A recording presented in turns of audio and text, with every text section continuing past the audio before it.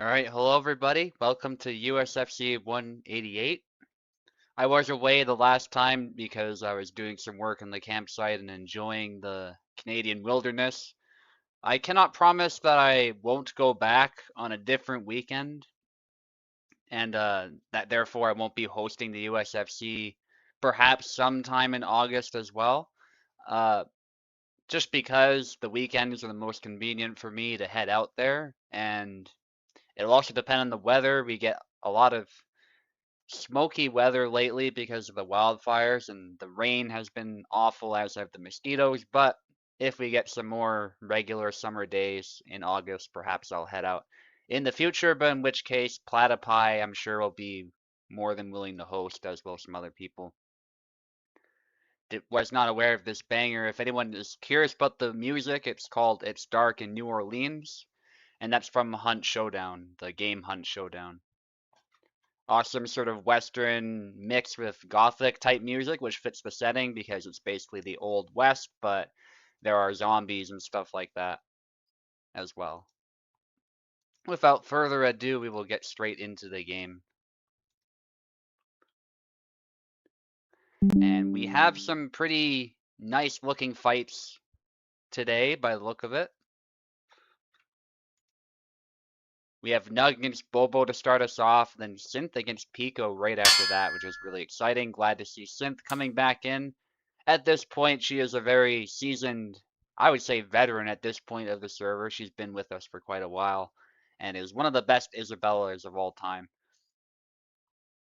But also plays a good Saber game as well, so I'm wondering if we'll see a bit of that as well. But let's get Nug in here right away because Nug needs the first fight. And I'll get into commentators. As always, Bobo, if you want to join, you might not join right away because I know you like to focus, but if you want to join later, you're absolutely free to do so.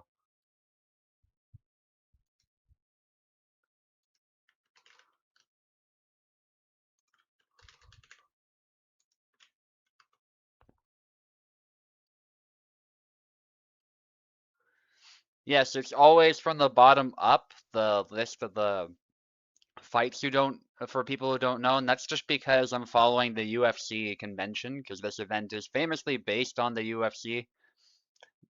It's the Ultimate Sword Fighting Championship, though. So, can you guys hear me? Yeah, you guys should be able to hear me, according to OBS and Discord. Some of you might have muted me because of Venator's tournament. He has an issue where for some reason, voice chat gets echoed on his parsec.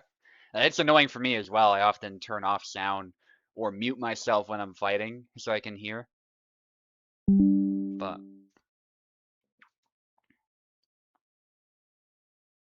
yeah, if you have me muted for that reason, make sure you fix that.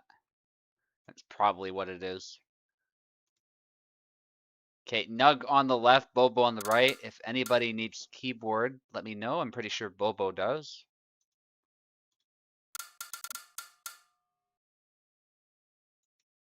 Let's just turn this off and never. I know it says just for AI, but I just prefer to leave it off, and the game keeps switching it to just for AI. I'd rather just have it all the way off, if at all possible. Nug, take the left again. If you need keyboard, just give me a ping. Yep. You have it now. It's cold over there. Where are you that it's cold right now? Or is it just cold in your room or something like that? Indonesia. Okay, that makes sense actually, because it's like things are reversed, yeah, if you're down south.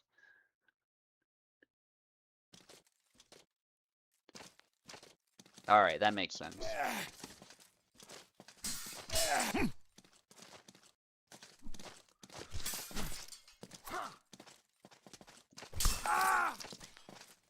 Nice thrust there. We got Samuel against Zera. This is a matchup that can really go either way, but I do think Sam is obviously the more measured fighter, so Zera has to make sure he doesn't make a bunch of mistakes as they engage, otherwise Sam might have an easy time punishing. Bobo moved to the side there, and that's actually an example of where moving to the side sometimes actually puts you in harm's way if you can't clear the blade in time. It can give your opponent a really clean angle.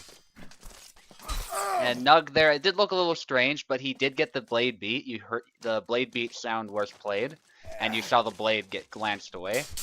And Nug just kept attacking after that. So he set aside the thrust there and then instantly capitalized on that, so that was good. Nice retreat attack there by Bobo, getting out of harm's way. It's actually Bobo's first flag. It's still more than possible to make a comeback. Nice patience this time, squaring up against the thrust instead of moving to the side allowed him to block it and get the clean blade beat in there, as well as a hit. Bobo trying to be patient here. You gotta be careful not to turtle up too much, but actually the thrust here, calling out the feint. I see what Nug was trying to do, trying to break open the defense, but it is quite telegraphed, that particular feint. Bobo going in, but he's interrupted, but thankfully he recovers from that and goes for a back Y.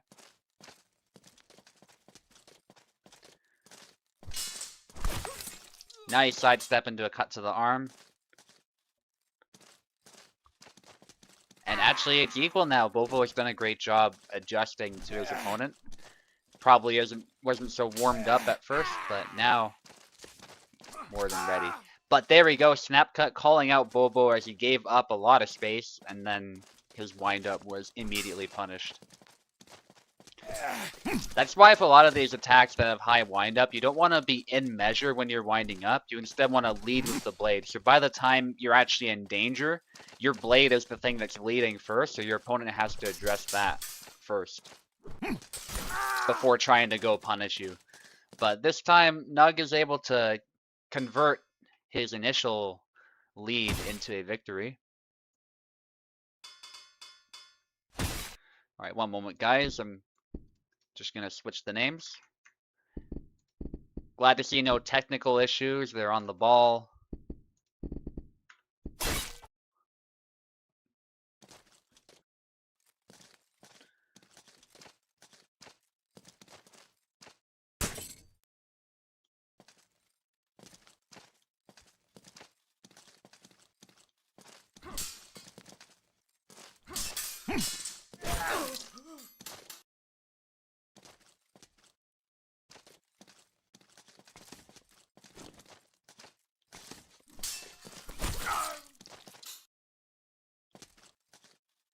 Yeah, so the music that was playing was It's Dark in New Orleans, that's what it's called.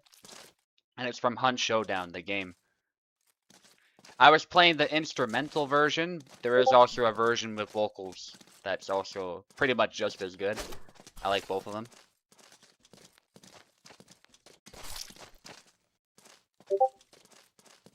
Yeah, if you like that type of music, the developers of the game did all the music themselves.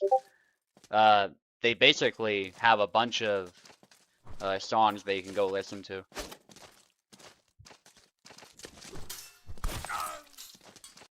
Yeah, they both happen to be musicians and singers, so they just did all the music themselves, so it's basically they have their own playlist and everything.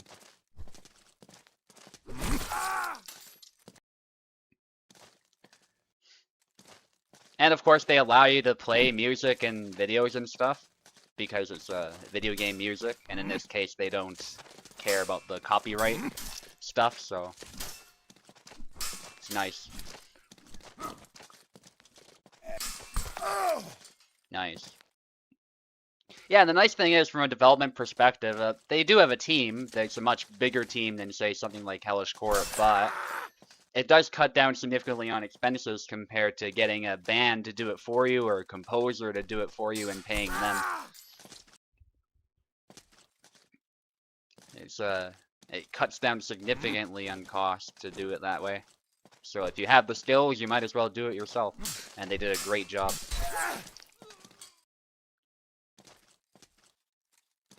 Yeah, so the original 2 developers did all the music and all the voice acting too in the game.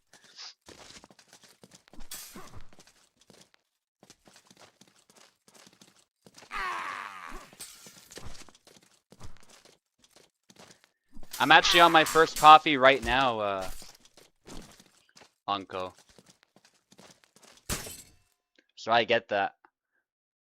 I woke up a lot later than usual, but I didn't feel particularly well rested despite that, so. Yeah, a little late for my first coffee, but it is what it is.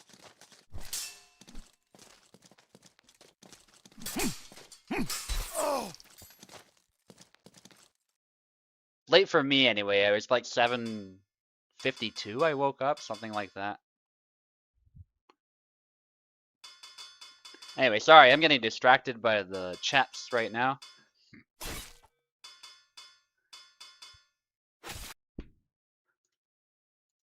Let me switch the names.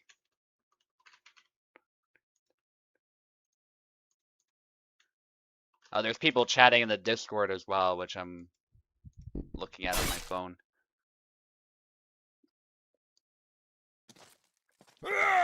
You keep loving Hunt Showdown more and more, want to play it someday. I think it's on sale still. I don't know. It was on sale certainly for a while. I think it's well worth the price, especially on sale, but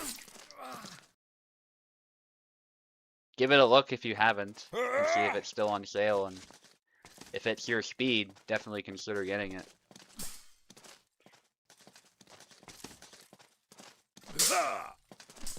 The teacher's bird, yes, exactly. Teachers usually have to get up pretty early.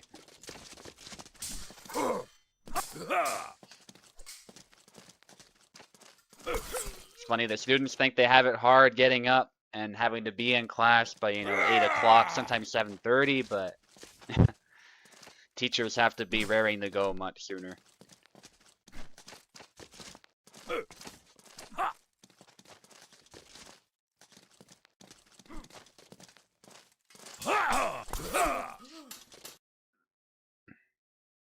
So Bobo is going with Connor this time. I think he's practiced Connor a little bit, if I recall. So this will be a bit of a puzzle for Nug to solve. Connor, like Venator was saying, is sort of one of these gimmicky characters. He definitely has a gimmick that can be really annoying and difficult to deal with in skilled hands, but if you're able to bypass that gimmick being the shield, he suddenly can become really easy to beat.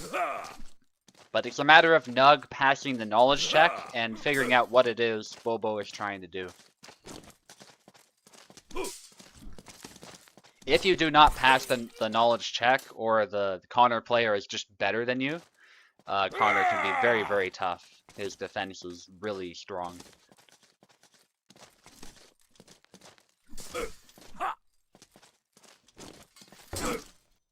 There we go, nice single tempo stab. That's something you have to watch out for with Connor. If you hit the blade, you might just be open to a thrust to the body.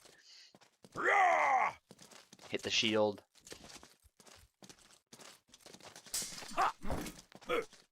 Blade beating is an option. There's some others. I won't get into specifics here with Samuel that you can try. But there are ways around the shield for Samuel. Nug just needs to find them. And Samuel actually himself has a really good guard. So as far as defense, it's actually not nearly as lopsided as it might seem. With Nug, it's just going to be about figuring out when Bobo is trying to stab and properly defending against those stabs.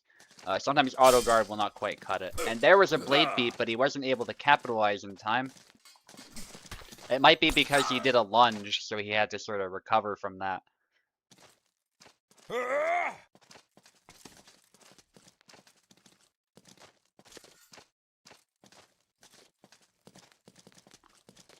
The chicken dance there by Bobo.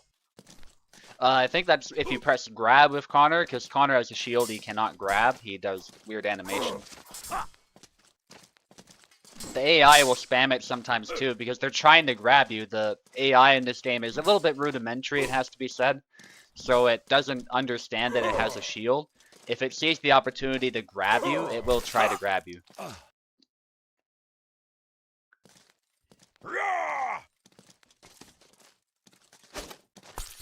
Nice feint. Beautiful by Nug. That was the perfect opportunity to give that a try because Bobo was not close enough to present a threat. Now you gotta be careful because that feint can be called out. We've seen this before. Yeah, Bobo trying to call it out there. Nug had to go back on the defensive. But good blade beat, and then an A cut to the arm. Nug is showing some good adjustments here. The stab, although it wasn't a perfect hit, it still got his opponent tired. And I think that's a stab through the shield, or maybe the edge hit, nicked him there and delivered some damage. That looked interesting. A cut there by Nug. But I think like the model of the sword went through the shield. We'd have to play that back, but it looked a little weird.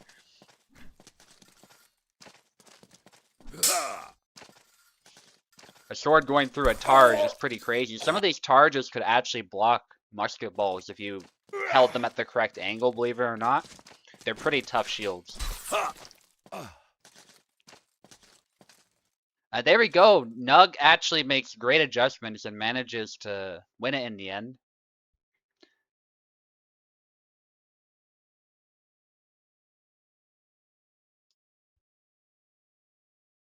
Fentanyl? No. It happens to somewhat resemble that, but I do not think that's the case. Alright. Nug takes the first one, but Bobo put up a great fight with Connor. That was a nice try. I think Samuel actually does typically have the edge on Connor, so I'm not surprised that Nug eventually was able to find the way. But good on Bobo for making it tricky.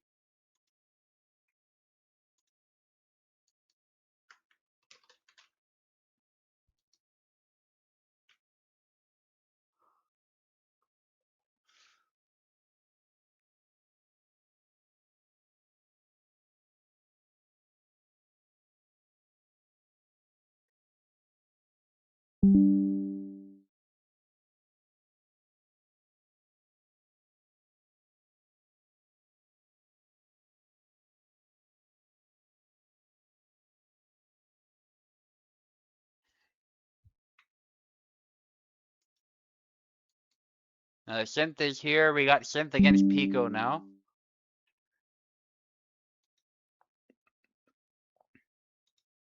Looks like Anko's dealing with some insomnia, which really sucks. I've had rounds of it. I don't get it constantly like some people do, but when it does hit, it is nasty. I'm not a fan. I do not envy people who have like chronic insomnia.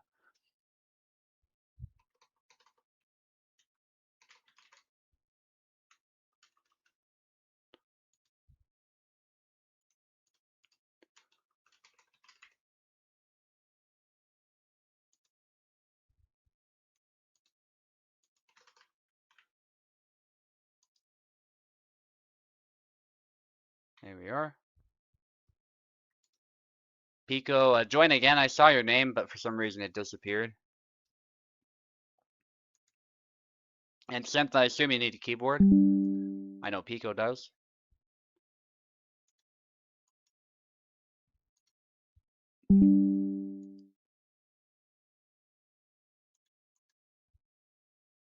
Cool, let's get started.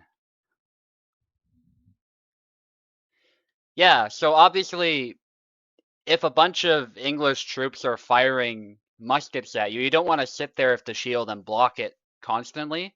But if you know a volley is coming, it might just be worth it to try crouching behind it and angling it up. And that's famously what the Highlanders did. And that does two things. That makes you a smaller target, and it potentially allows you to deflect a musket ball, at range in particular.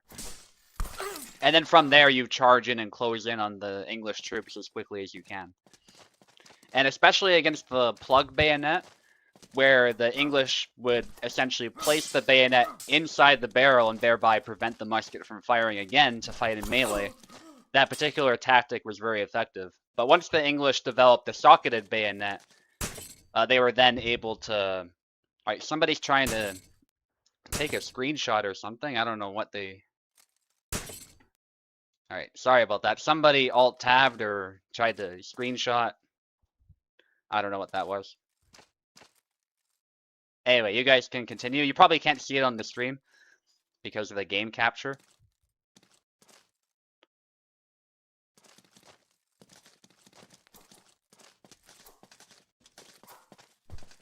But yeah.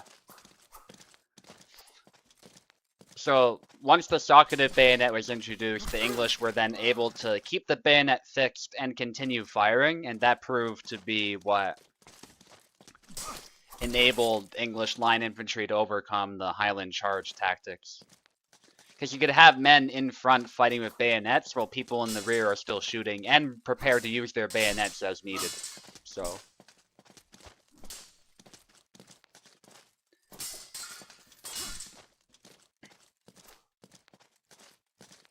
but for a long time, it was a fairly effective tactic. Obviously risky, it didn't always work, but when it worked really well. And you got to keep in mind as well that the Scots were not idiots. They also used guns before engaging with the English at range, so they just understood the value of charging in quickly and getting the English to break as fast as possible, especially if they have superior firepower.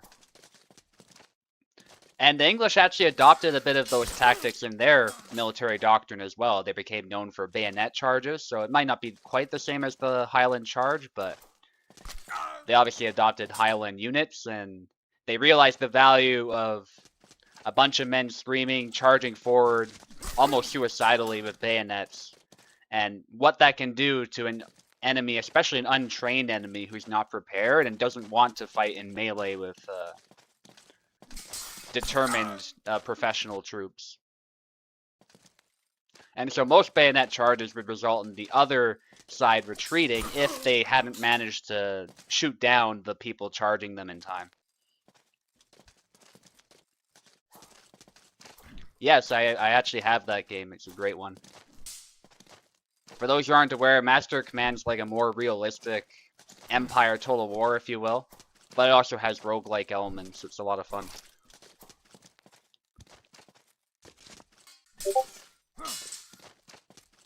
Anyway, let's focus on this fight here. Looks like Synth is starting to mount a comeback, but Pico has been ahead with Calc.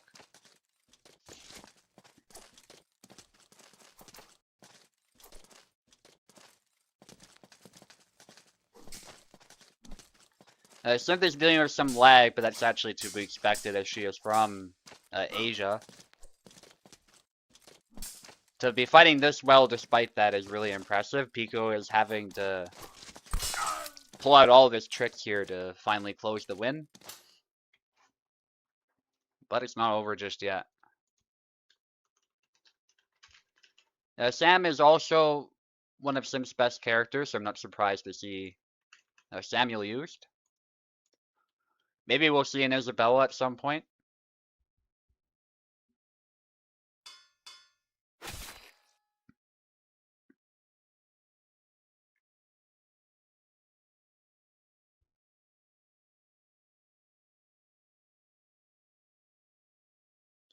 Yeah, I'm gonna wait to hear from Bobo and we'll go from there. But if somebody else needs to, or wants to commentate, I should say, then I might allow some other people to do it, but we'll see.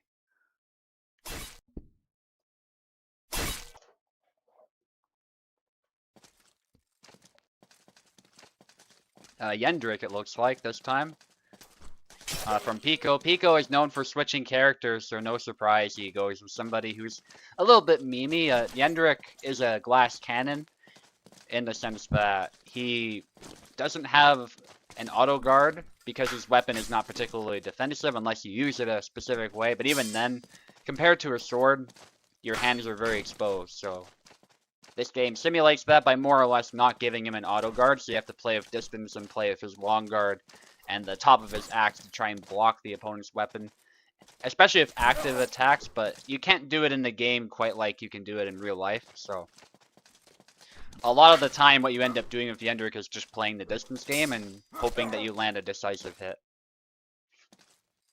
Sometimes charging in can work too, but obviously because you can't block, you have to be absolutely certain that you're safe as you go in.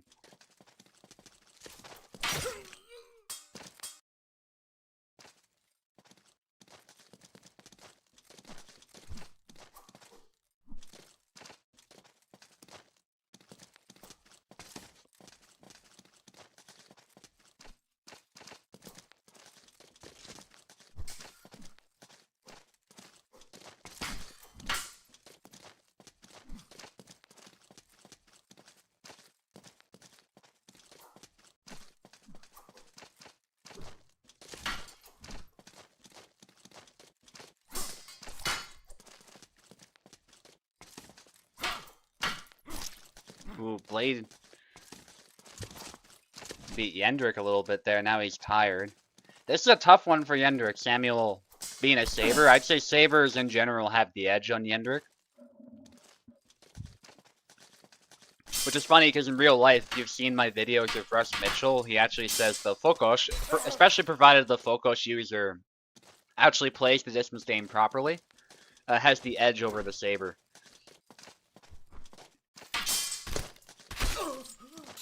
Nice, he just goes for multiple liver shots, but you know, that's the fastest way to get the kill. It's the fastest way.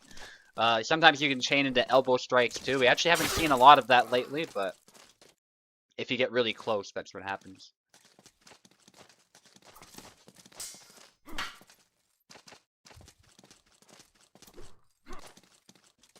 Whoa, Yendrick's head just stretched upward. Oh my god, that bug is still here. Reminder, by the way, Kubold hasn't updated the game since like July the 3rd or something like that, so a lot of the bugs that we saw from some USFCs ago will still be here, but most of them aren't anything that would change the gameplay. It just looks funny.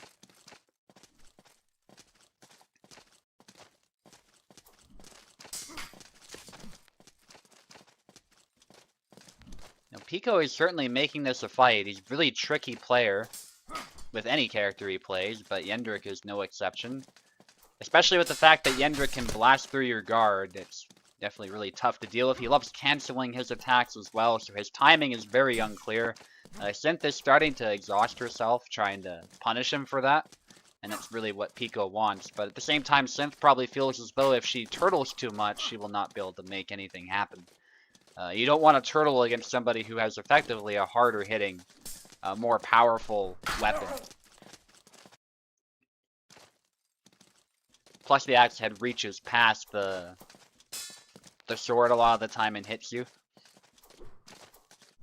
because it projects outward, and looks like Synth got a nice hit there. Pico being a little bit too tricky perhaps, but this time he catches the cut with one of his attacks. That is something you can try with Yendrick, and this time he manages it. Almost hits the hand there. That would have been beautiful, but unfortunately the hand protection there saved Synth, although I will say in real life a hit like that would jam your fingers pretty bad. It wouldn't kill you or anything, or necessarily take you out of the fight, but it could, over time, badly damage your fingers. But if the game simulated stuff like that, it'd be really problematic from a physics engine perspective, and probably a balancing perspective too, so obviously that's not going to be in the game. If the hand protection does its job, it does its job. But Synth does take it this time.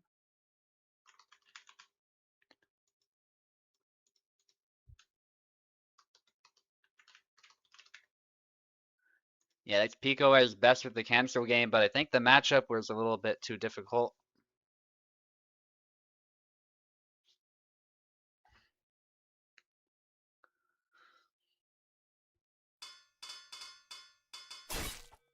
Yeah, I might talk to Kubel about that. Again, he hasn't been that enthusiastic about applying feedback about characters, but he has at least responded and he has acknowledged it, so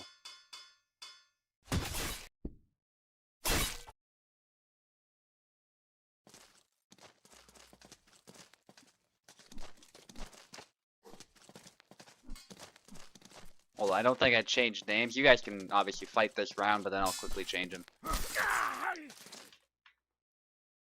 if needed. No, we're good. I did it so robotically, I didn't even notice.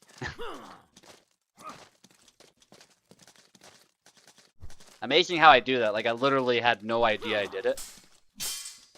Yeah, but you guys were good to continue fighting.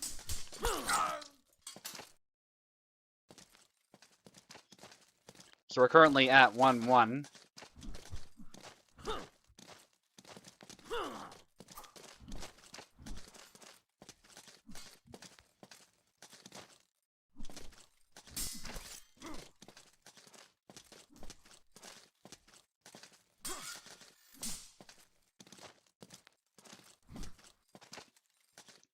Let's see what Tarna can do. A lot of talk about Tarnovsky and balancing, but so far the real Tarna players who are putting in the work, who have been with us for a long time, are showing us that Tarna is particularly good.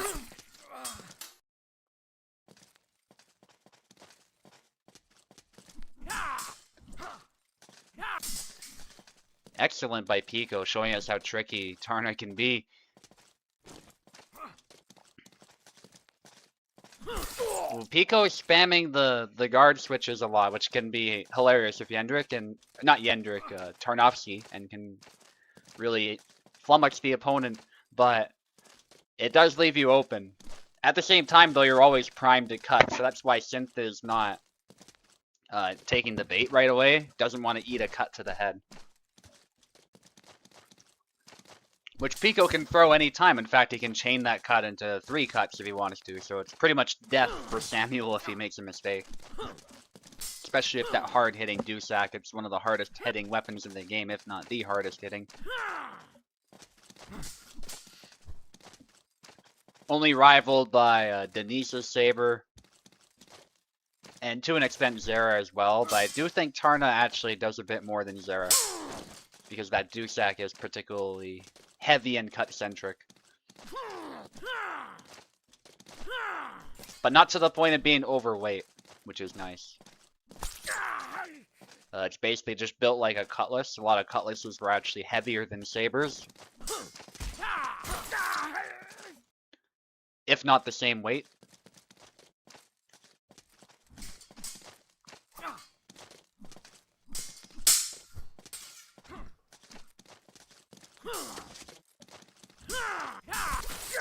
Nice.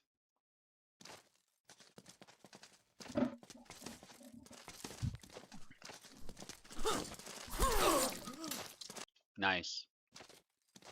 Yeah, Pico making it a bit messy here, although he is behind. Simp has been doing a good job respecting the blade just enough, and then going in when it's safe. That's what you want to do with Samuel. You don't want to brawl with Tarnowski, that is a recipe for disaster.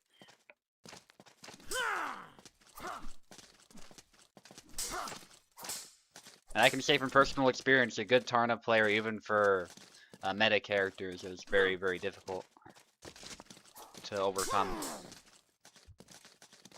And at this point, I would say he's part of the meta himself, actually. Tarna, Samuel, and Yazuk, those 3 characters are very much meta picks, I would say. Even if they're not necessarily S tier, they are A tier and can hang around with the S tiers, no problem.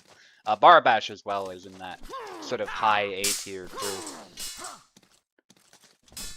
I don't consider Barabash to be S tier because Jan has a lot more tools than him, as well as more HP. But, Synth does take it here, and needs one more. Jan also has more reach than Bara, so Bara, if Jan is played perfectly, is typically a bit outmatched. It's a matchup Bara can win, but it's quite uphill.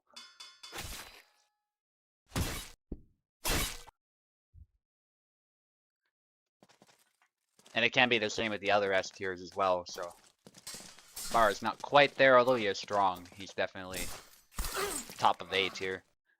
But Pico goes back to Calc. Calc went really well for him, so no surprise. Synth is sticking with Samuel.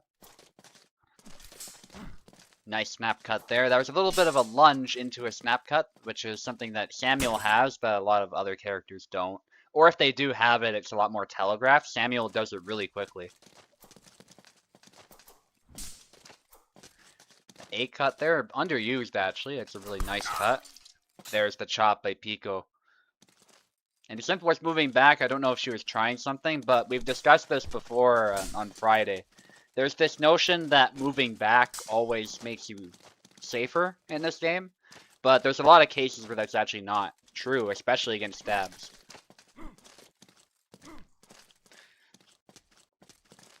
And obviously there are cases where it will make you safer as well, but we've seen many times where moving back actually puts you in harm's way.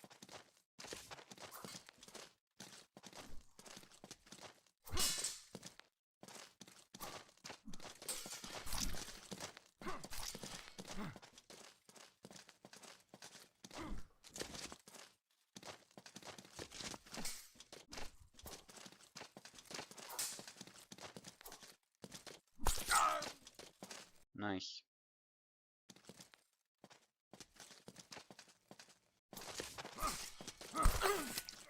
Nice. Just going ham with the saber when an opportunity is there. Samuel is a little bit faster than Calc, Calc having a little bit more reach and perhaps a bit more variety as far as the stabs, but if Sam can close the distance and break that up a bit.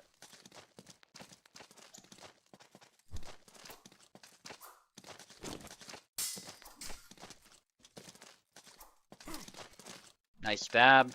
Oh, and Pico is tired as a result, even though it didn't kill. Nice blade beat, but still not able to convert into a proper kill. It's a double. Calc's cuts do hit really hard, actually.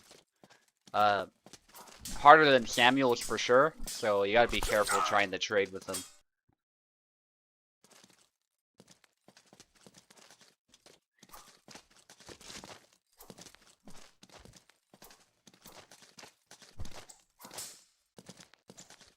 It's a 1,300 gram one-handed sword, which is pretty heavy for a one-handed sword. Not necessarily overweight, especially if you balance it properly. This thing has a basket hilt, so a lot of that weight is actually in the hilt. But it is still quite a monster to try wielding, and it hits with a lot of authority.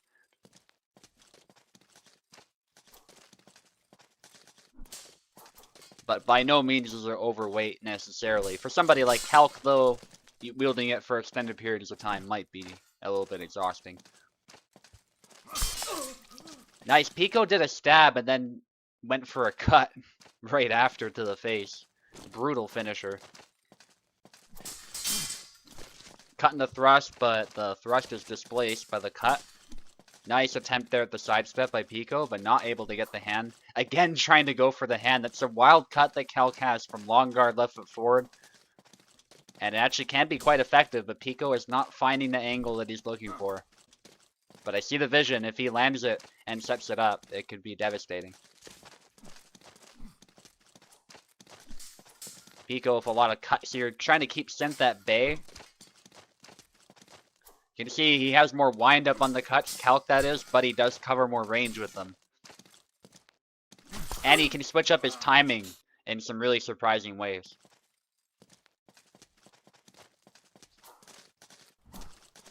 Yeah, nothing is a foregone conclusion right now. This could go either way. Nice stab. Another stab. Not quite close enough to close the fight. Pico backs off, and him holding the blade up as he backed off allowed him to deflect the thrust. That's the thing about the physics-based combat, of course, is sometimes your opponent can get lucky and block something just because the blade happened to be in the way. Every character can do that pretty much. That's not unique to Calc at all.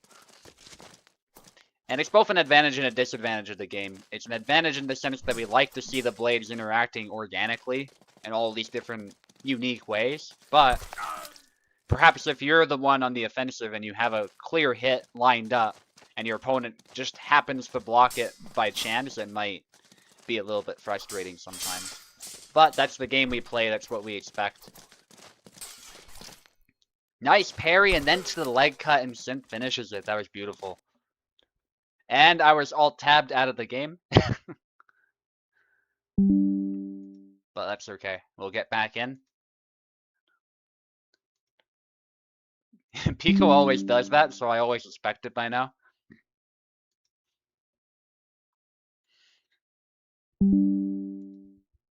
It's become a bit of a meme with him, so it's not a big deal at all. Platypi on the left and Radizig on the right for the next fight.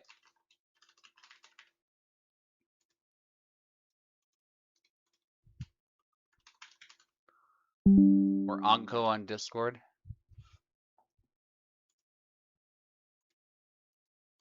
There's Platypi waiting for Rats.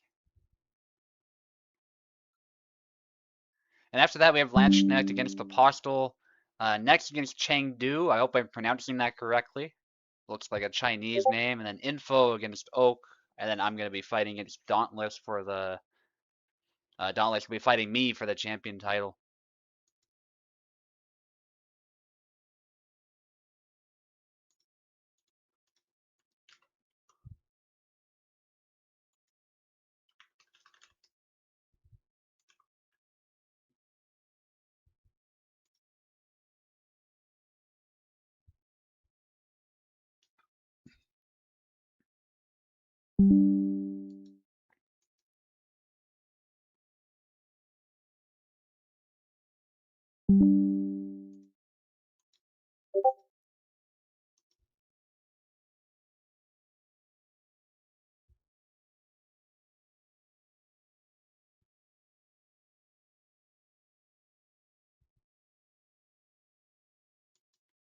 Sorry to bug you about this. Parsec's claiming you're streaming on 1440p and unverified, and it seems to drag your parsec into the mud. Oh, okay. Is your hardware not able to handle that or something? Whatever it is I'm streaming at?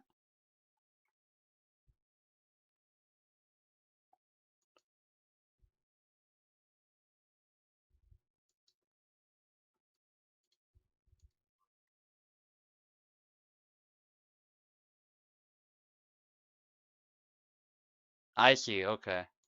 Yeah, I get it.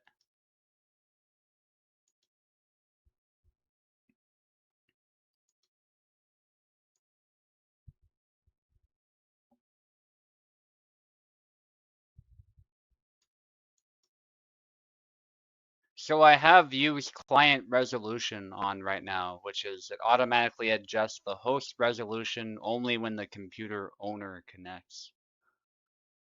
So it's supposed to, I'm not saying it is, but it's supposed to, I think,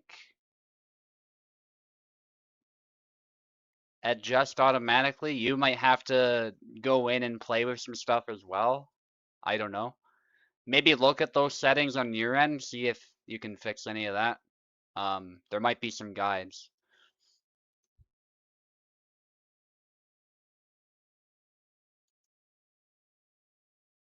Yeah, it might be, you might have to look at something on your end and we'll go from there. I'll look into it as well.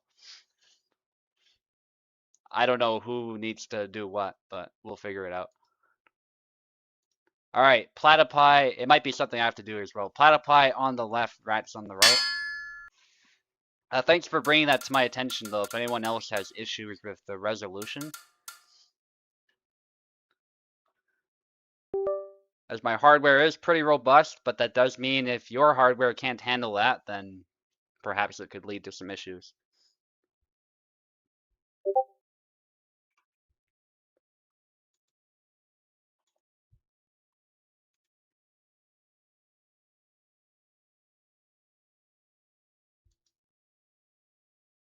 You need keyboard, that's fine.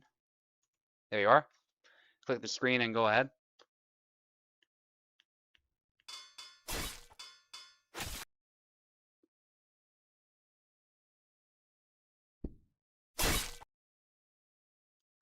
$2560 by 1440 sounds right, yeah, for my monitor and stuff.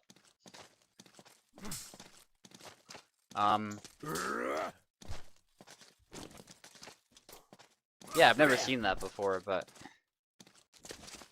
theoretically it's supposed to be like automatically adjusting stuff, but I'll look into it. And maybe there's something people joining can adjust. I don't know. But yeah, definitely we'll look into that so that you get a better experience, because that must be annoying to see that flash up constantly. Laszlo against Gideon, this is actually a pretty classic matchup that we don't see very much because Gideon and Laszlo are not played super often. Gideon in particular is actually quite viable. He's not necessarily top tier, but in the right hands, he's always been a menace to pretty much any character. And Laszlo used to be really good, but recently has been, well, relatively recently, it's been a long time now, but in the state of the game, it is relatively recent. Laszlo got nerfed, and it was kind of a stealth nerf because Kubel was messing with the saber damage, so. Ooh, nice punch there by Platypi, but not able to follow it up.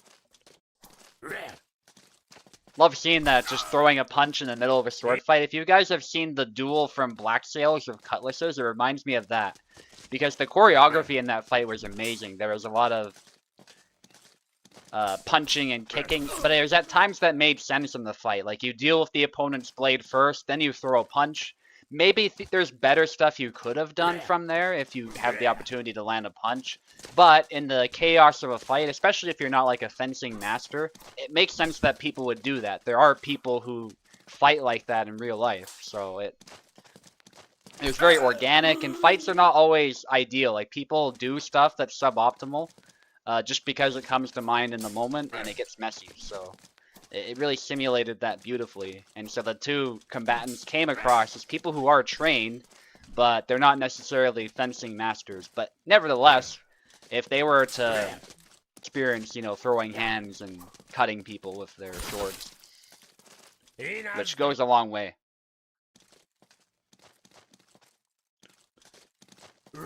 But if you ever want to see a really well choreographed sword fight, Black Sailors does get a lot of stuff wrong later and it kind of falls off, but that first episode towards the end when they have that duel, I won't spoil why they're dueling, but it's a fantastic scene. And one of my favorite adapted fights in sword fights in media. Close fight here between these two as Platypi is looking to close the fight out. Definitely not over yet though. These two characters, the thing that makes this matchup fun is they have really good foot cues and their guards are exposed. So they really have to play the distance game well. And there we go. Rad's not quite able to get the kill. Gideon's HP coming in clutch there. And Platypi does manage to take the first fight. That is the risk with hitting Gideon, is sometimes you're just not going to be able to kill him. And that's true with a lot of characters. You might not kill him in one hit, depending on where you're hitting him. You definitely want to aim for the head, and you want to aim for his sword arm, which are both exposed targets, so it's balanced nicely. But if you're not hitting those targets, sometimes you won't quite get the kill right away. And sometimes even he can get lucky if it's a glancing blow to those targets and still stay in the fight a bit longer. But in turn, he has a more exposed guard. Some of his moves have more wind up, and so it definitely comes with some disadvantages.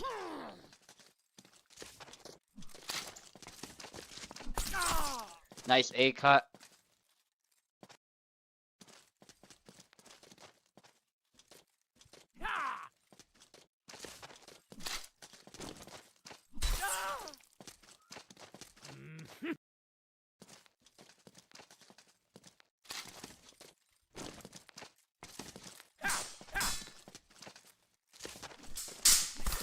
Nice.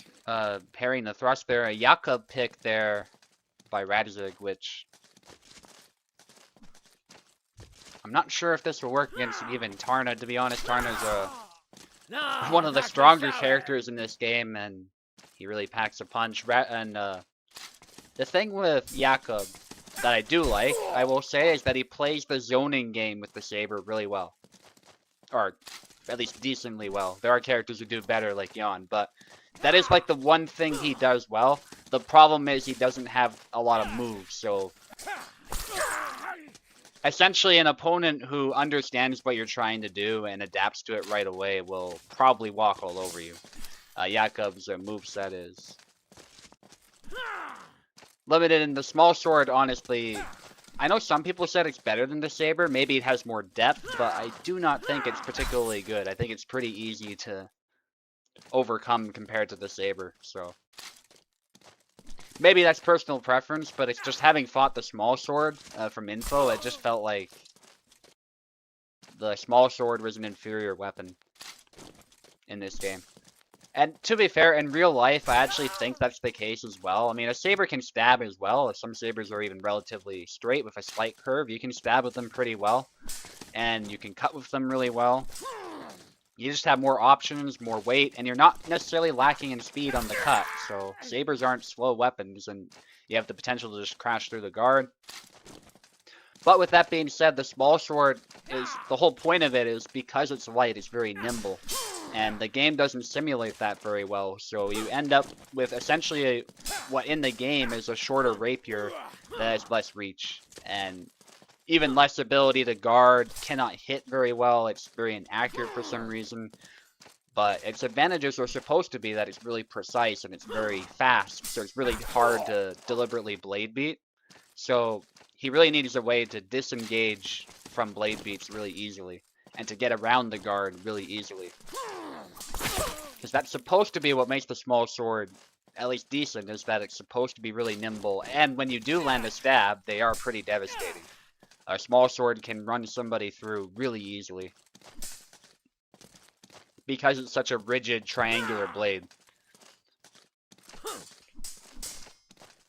But I have to say, Radzig, despite that, is showing us what what Jakob can do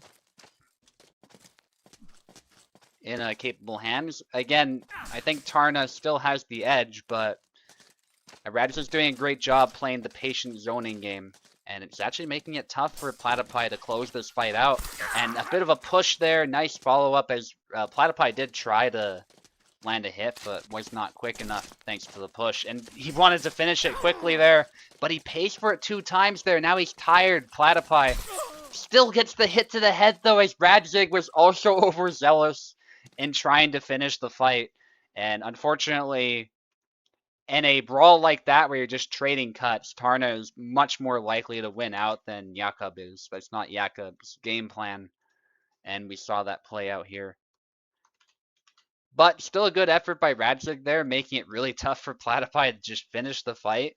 So, and it goes to show as well, like, I think Jakob's Saber moveset is actually better than Sava's, for example, because Sava has a bit of an identity crisis. He thinks he wants to be a brawler, but he also thinks he wants to be a zoner. But his problem is he doesn't do either of those 2 things very well. And so, I consider Jakob better than Sava. And I also consider Jakob better than Hassan. Although Hassan, in theory, he has good footsies. It's just that he's not very responsive and he's very vulnerable. And there's characters who outspeed him much more reliably and have a deeper moveset.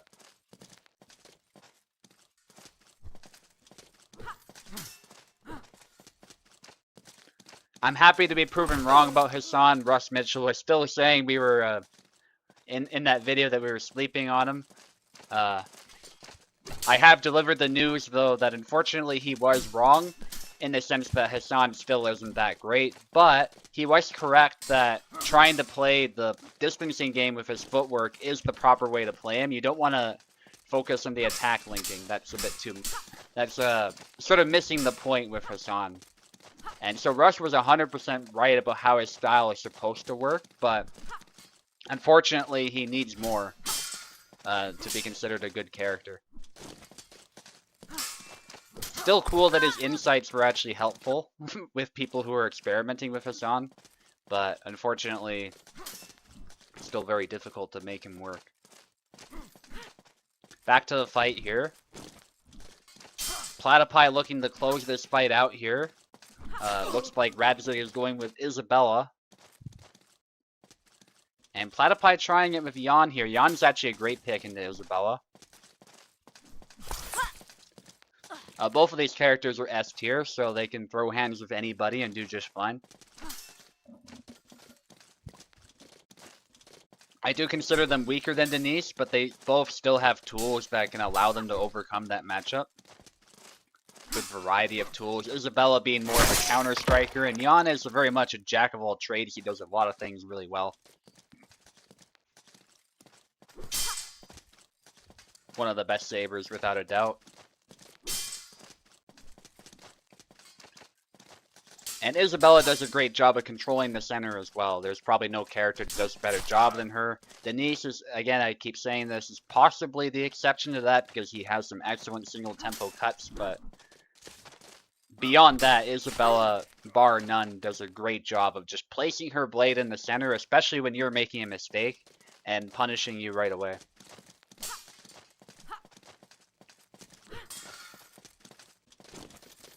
There is not a character on the roster that does a better job of that, beyond Denise.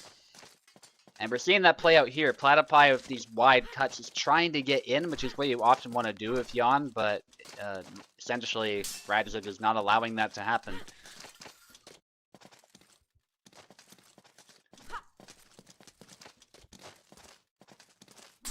Posta de Donna there again. And a grab by Platypi. Platypi very determined to get in, and eventually does. I had a feeling he was trying to grab or something, but I didn't want to say it. Yeah, he's definitely trolling his opponent a little bit here. But Radzig doesn't have an answer for it, besides trying to grab back so far. Although, to be fair, he was pressing back to counter it. It's just that it was kind of a stalemate. He wasn't able to get an attack in. Platypie's just going in, trying to grab his opponent, and it's actually proving more difficult than it was previously. There are ways for Radzik to immediately shut this down, but I'm not going to mention them. It's up to Radzik to sink or swim, as Radzik is facing a loss in this matchup if Radzik can't figure this out. Nice follow-up after the grab fail. Like I said, there is a way out of this that shuts down any attempt at grabbing, but it's up to Radzik to find. I'll mention it after the fight if it ends badly. There we go. The post to Dodona was a massive mistake because it has a large windup.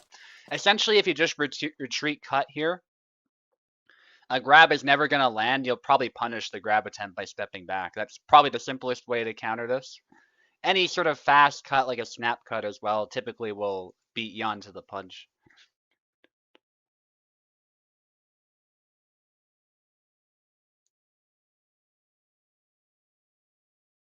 Anyway, good fights. Just sort of went in, forced that grab to work, and Radzik didn't figure out what to do in time, so fair play.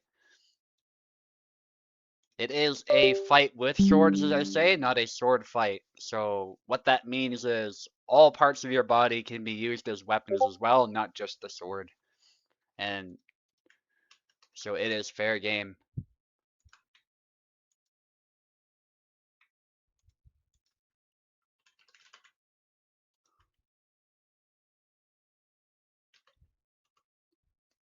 Yeah, the mental component is very important. So Radzik is mentioning how they were struggling because their hands were shaking and stuff like that, and just couldn't find the counter as a result. We have Lanch connecting against the Postal now. Yeah, that's the thing as well. Not having good sleep makes it hard to focus.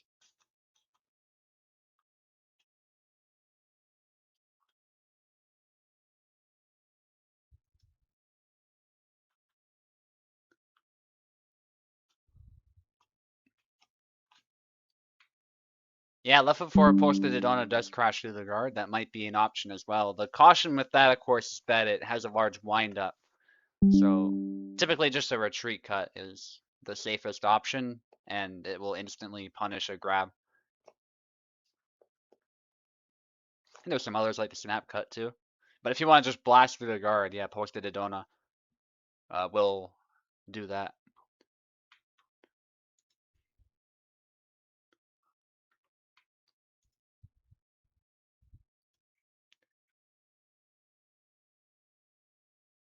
Yeah, thanks for the feedback, Next. Really appreciate it.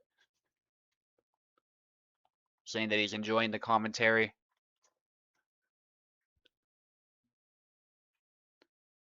Wants the game design, wants to forge, wants to do HEMA, but doesn't have the time to do all three because of the tangents I'm going on, which I really appreciate. I'm glad you're enjoying those.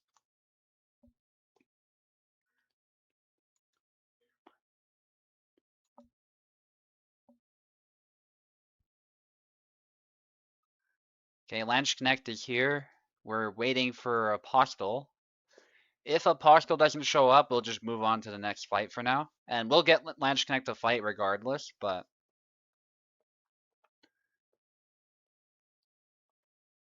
I'm gonna give Apostle about a minute just for the sake of efficiency.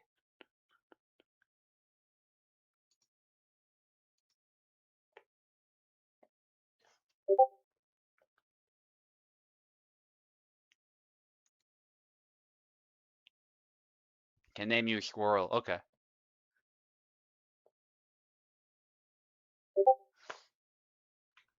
Chengdu says you can just name him. I can just name him Squirrel, which is fine.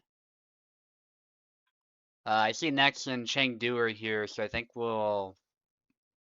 Oh, never mind. Apostle's here. Right as I was about to switch it, Apostle showed up.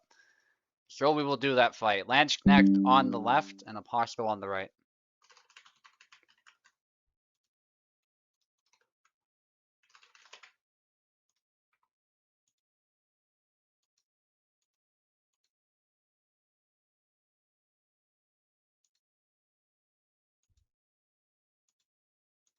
Alright, let's do it.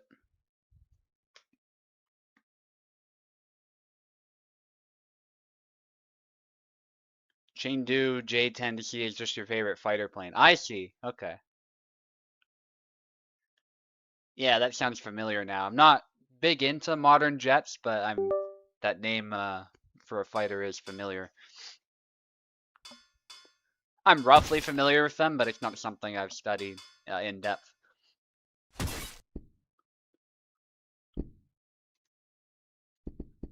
So I'm sure you could school me and stuff like that, just like Plebeian can.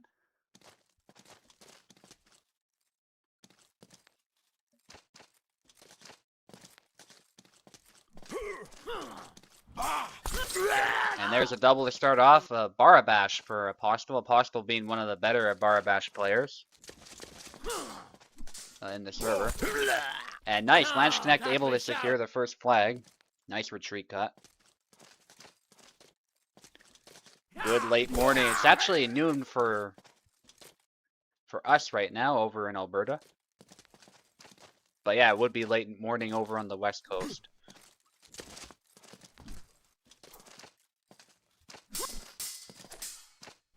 Nevertheless, good late morning to you.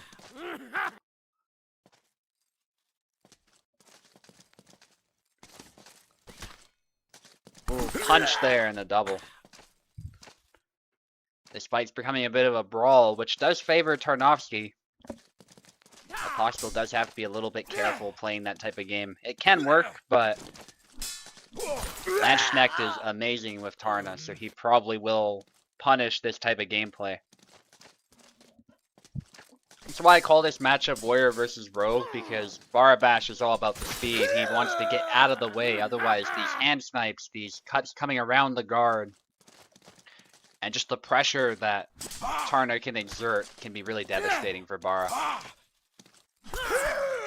There you go, a little bit too slow by Apostle there, that Y sidestep. Not able to catch the blade to parry it, which is the purpose of that. That's why it is slower, but if you do not manage to parry, then it can be a bit of a waste of time for Barabash.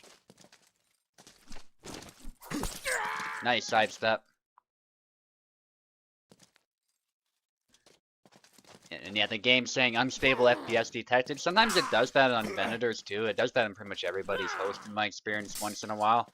I think that's just to warn you about the game slowing down. I don't think it actually means anything is wrong, because the FPS, as far as I can tell, is stable. So I think the game just detects the slightest hiccup, and it's like, there's a problem, you gotta fix it right now, type of thing. Which sounds like Kubold. Kubold is a great animator. He's great with mocap and stuff like that. So credit where credit's due to the guy, but his coding is a little bit rudimentary sometimes. And you know, that's just because he doesn't have as much experience with that compared to animation. So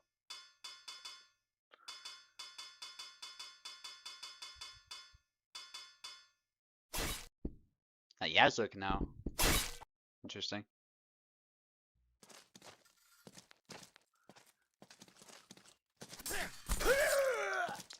And we're seeing a Sava from Landsknecht, which is different.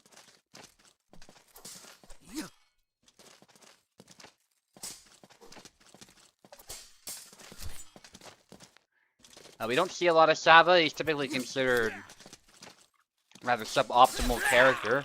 The dagger missed because his opponent sidestepped. The dagger is quite a novelty. It's not usually considered that effective. Yeah. If you're too far and you start throwing stabs like that, you're just wide open. Yeah, the stab was a little out of measure there. You used to be able to kill people, by the way, in the middle of that animation, but Kubel changed it. The dagger drop, it was kind of hilarious.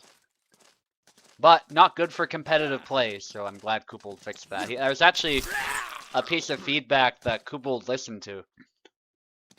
But that was a long time ago now, back when he actually listened to people and immediately fixed stuff. Would have been sometime last year. I'm thinking September or October last year.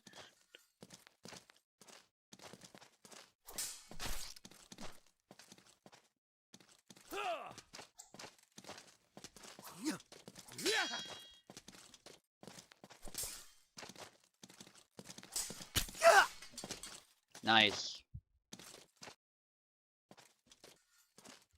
Hey, Landshark's still in the fight. He's definitely not making it easy. I mean, at the end of the day, Sava might not be a great character, but if you apply Saber fundamentals to him, you can still definitely defeat people. It's not always completely hopeless, but you can see how it's quite an uphill battle against a character like Yazuk, who is a lot faster and has a lot more options.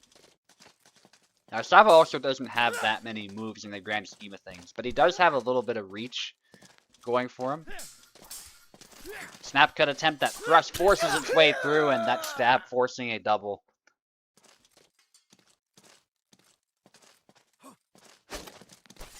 Nice feint there, bypasses the guard, but despite the powerful cut, and again, that's one of the issues with Sava sometimes, is the damage just isn't there. You'd think that cut might have ended the fight, but unfortunately, on its own anyway, it didn't.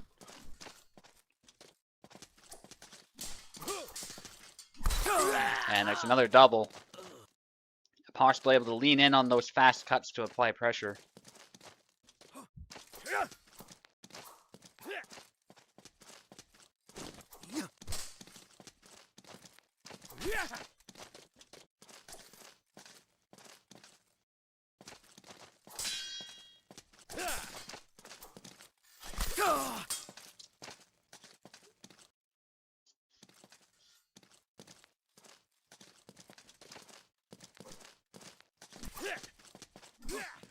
Nice.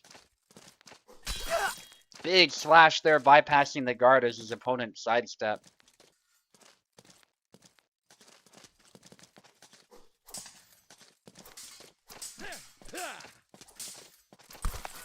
And nice hit to the arm. It's actually a close fight now.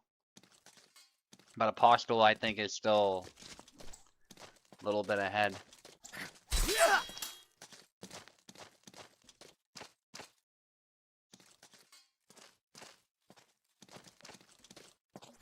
Nice flag there for Landsknecht in exchange. Again, applying simple Saber fundamentals now. That's the one adjustment that he's made, and it's allowing him to keep up with his opponent.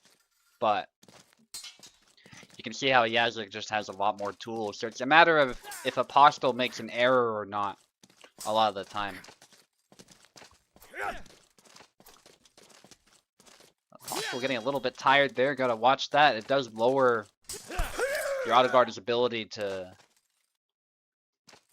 defend against strikes, but that stab is not enough to trade. It doesn't really do much damage. The dagger does manage to land it this time. Good pressure by Landsknecht. Still not a kill, but it did definitely take a toll on the HP and the stamina. Perhaps it'll help him down the road, but he cannot afford to trade to the head. Nice dagger thrust again by Landsknecht, applying some passive pressure, but then landing the dagger thrust. Really nicely done. And it does go to show his skill as a player that he is pulling these things off, despite the fact that they are generally suboptimal moves. And that's not his fault, that's just the character at this point. But he's applying them really well for the most part, and that low cut, unfortunately, trading with a cut to the head, so naturally Landsknecht did lose that trade. That's why you gotta set up leg cuts instead of going for them straight away, naked, because your opponent can easily call them out otherwise. Or try to leg void them and move away.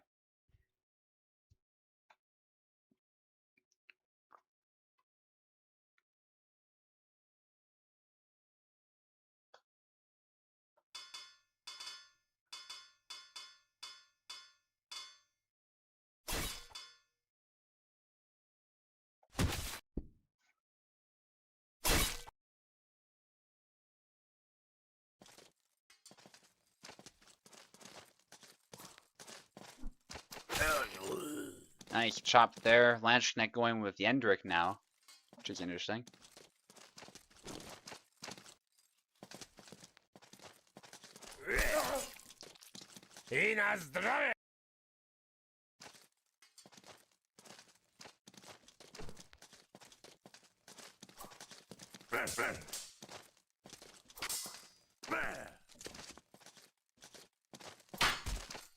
Nice kick there and a hit. By Apostle there. Gideon typically probably has the advantage here just because he's a saber. But with good distance management, Yendrick can surprise anybody with his ability to blast through guards. Nice retreat attempt there by Apostle, but the pressure was simply too much. Lanchnek did the right thing by continuing to attack.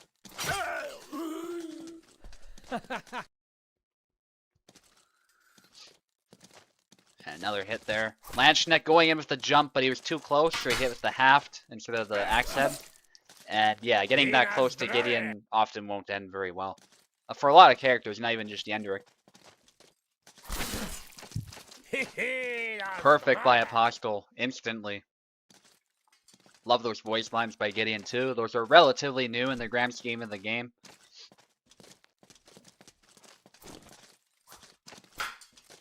Good blade beat by Apostle. Not quite able to follow it up yet. It was good that he didn't rush it there, but he did eat a hit to the head in the end.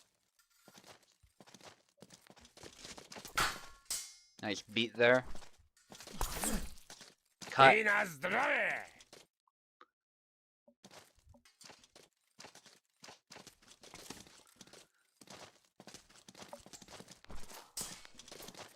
A cut there by Apostle. Not quite able to hit the hand just yet due to spacing, but he keeps going. Nice aggression there, Gideon. That's exactly what you need. You don't want to overthink it.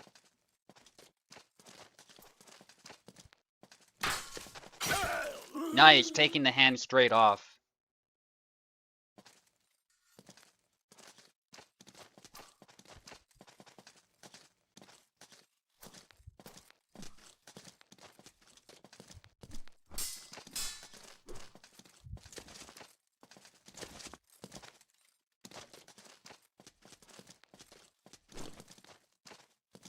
And this match will be probably pretty important. This round, I should say, to the conclusion of this match. Here we go, down to the last flag again. Lanchnek with a nice comeback. Will he manage to close the fight? There's a push and then a liver chop. Perfect by Lanchnek. That's another win on the board for him, making it 2-1. One more needed.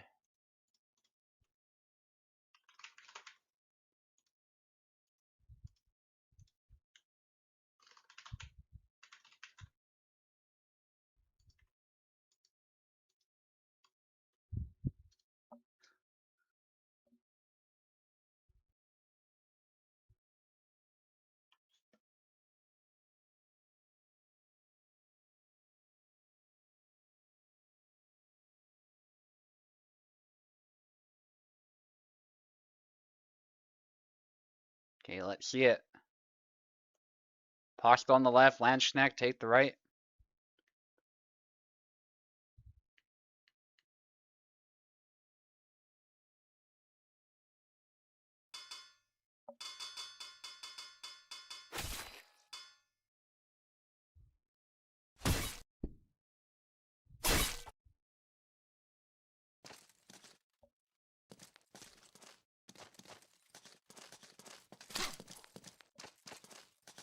Jakob again. Nice to see people trying him out.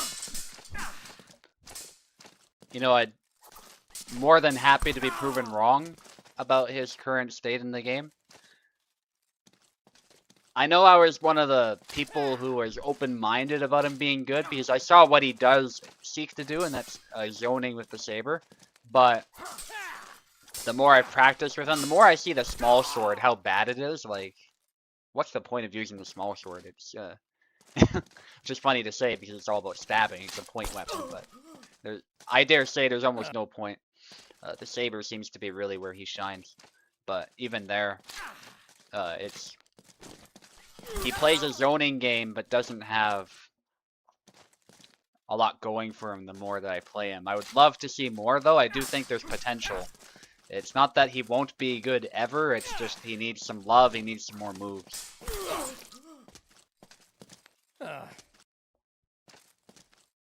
And if people have feedback about Jakob, you can always send it to Kubel on Facebook or try to send it on Steam, but Facebook is where he's most likely going to read it.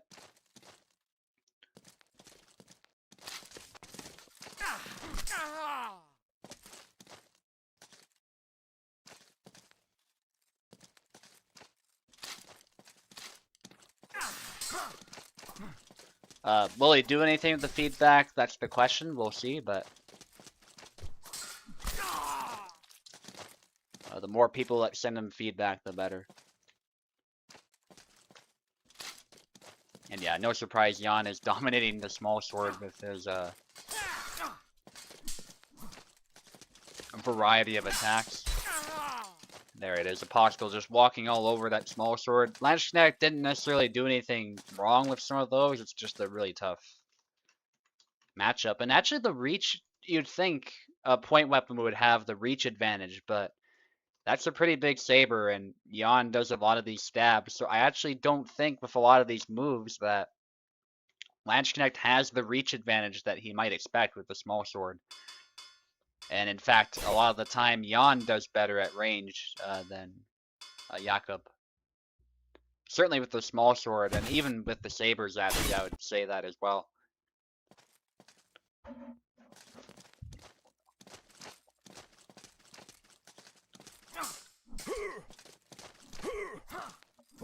Landsknecht with Laszlo, these guys having a lot of fun here switching saber characters, but I do love to see that. That's what Apostle does, that's Apostle's game plan. And it's a double to start us off. Landsknecht trying to beat Barabash with Laszlo. That would be legendary. Because Laszlo has been nerfed. So if he does manage to do that, it'll really be a good showcase of his skill. With a variety of sabers, not just Tarna, which is who he's known for. And he definitely proved that he's really skilled with Tarna today, but if he can get this win with Laszlo, even more bonus points, I would say. And he did great with Sava as well. I don't care that he lost. He still proved his mettle with that character, I would say. It was just, you know, a tough matchup. Oh, he's going in with the retreat Y combination, which is a little slow, the combination after the initial Y, but the timing can throw your opponent off, so it does have some value.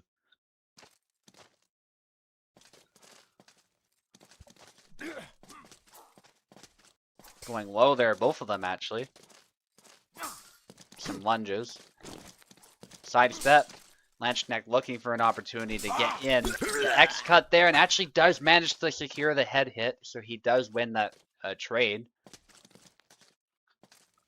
Nicely done. A little bit slow with the leg cut, instantly punished with a cut to the head. That's the main problem with that particular leg cut, is how slow it is. But it does bypass the guard really well, so there is potentially some value there, but if your opponent reads it, then it's not going to work. Or just reacts to it. It's one of those reactable moves. Which some of them are in this game, a lot of them actually aren't. And that's what the auto guard is for, but that one in particular, like the player can instantly respond to it too. Oh, and there's her grab, nicely done by Landsknecht. Not easy to close in like that with Laszlo, but does manage it. Doing a great job playing the distance game. Moving in and out, but the sidestep, that is one of Barabash's really powerful tools, and it's used very well here. Going for a lunge, but instantly punished there. A little bit too slow again by Landsknecht. And Apostle needs one more. Landsknecht still did great. He has nothing to be upset about. Apostle is also a really good saber player himself, but it is definitely not over yet. But even if Landsknecht loses here, I would say he did fantastic. He's kind of giving himself a bit of a handicap, so I really respect that. And still giving Apostle a tough fight. Thrust, nice, but doesn't quite get the kill. It does bypass the guard, though, as we can see. So great way to apply pressure, and unfortunately too far for the leg cut, and a little too slow, so the cut to the head was right there. Even if it did land, at best would have been a double, so. Apostle does take it, but Landsknecht put up a great fight. Okay, next against Chengdu or Squirrel now. I'll call him Squirrel on the stream as requested.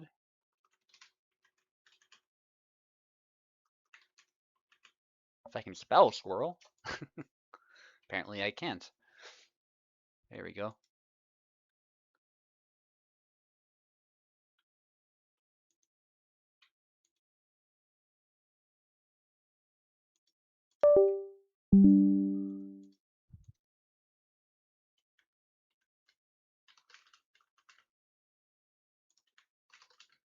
Let's get them in here.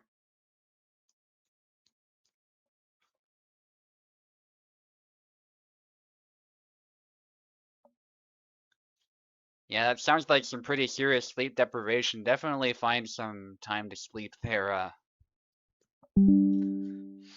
rats, or because I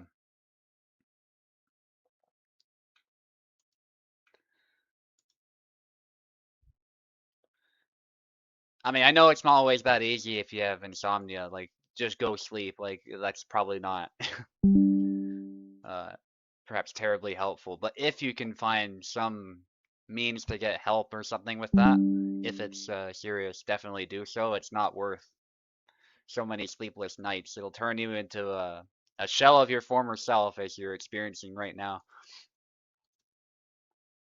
And it's just not good for your health, not good for your blood pressure or metabolism or anything like that long term. Some people operate well on low sleep, so obviously your sleep needs will vary from person to person, but for most people, you cannot get away with that for very long. And it absolutely does kill people, believe it or not, in some extreme cases.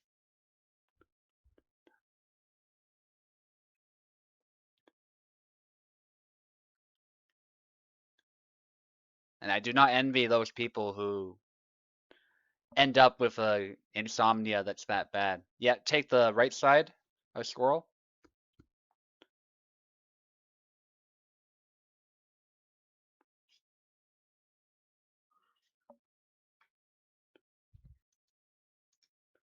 Squirrel probably needs keyboard. Not seeing anything happening, so try again, click the screen, and then use your keyboard. There we go.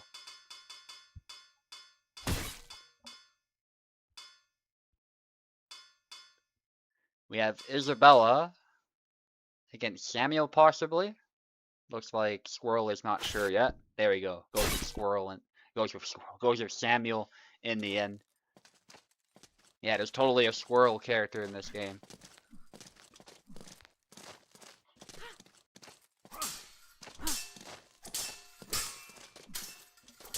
Gotta love it when players' names get confused for character names in this game. Nice exchange so far. But nobody's managed to land a hit. Yeah, they're just sort of feeling each other out, but Nex eventually calls him out in the feint there with a little preemptive attack.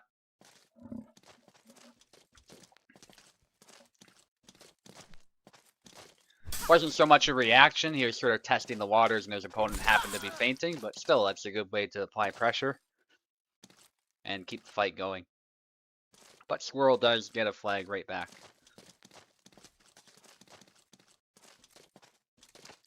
After this, we have Info against Oak, and then finally, I will be fighting against Dauntless. Dauntless being the interim champion, which, as people joke about, doesn't really mean anything. It just means you won the right to challenge the champion later, and so maybe you'll be the champion, but it's sort of an interim title.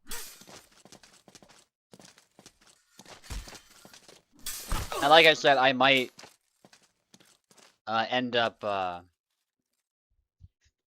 going out to the campsite in future weekends as well. It won't be next weekend. I don't think I'll be doing that because the weather's not looking great, but we'll see. It'll probably be much later. So we're talking into August sometime. I definitely will be here most of the time, but I definitely want to take some time for myself, work on the campsite some more, and I'll post pictures of it too. It's looking great already. Have a big, nice fire pit, nice open area out in the prairies, next to some woods and a lake too, which is nice. So there's some woodland there and some water, good fishing over there. We have more or less everything you could possibly need there.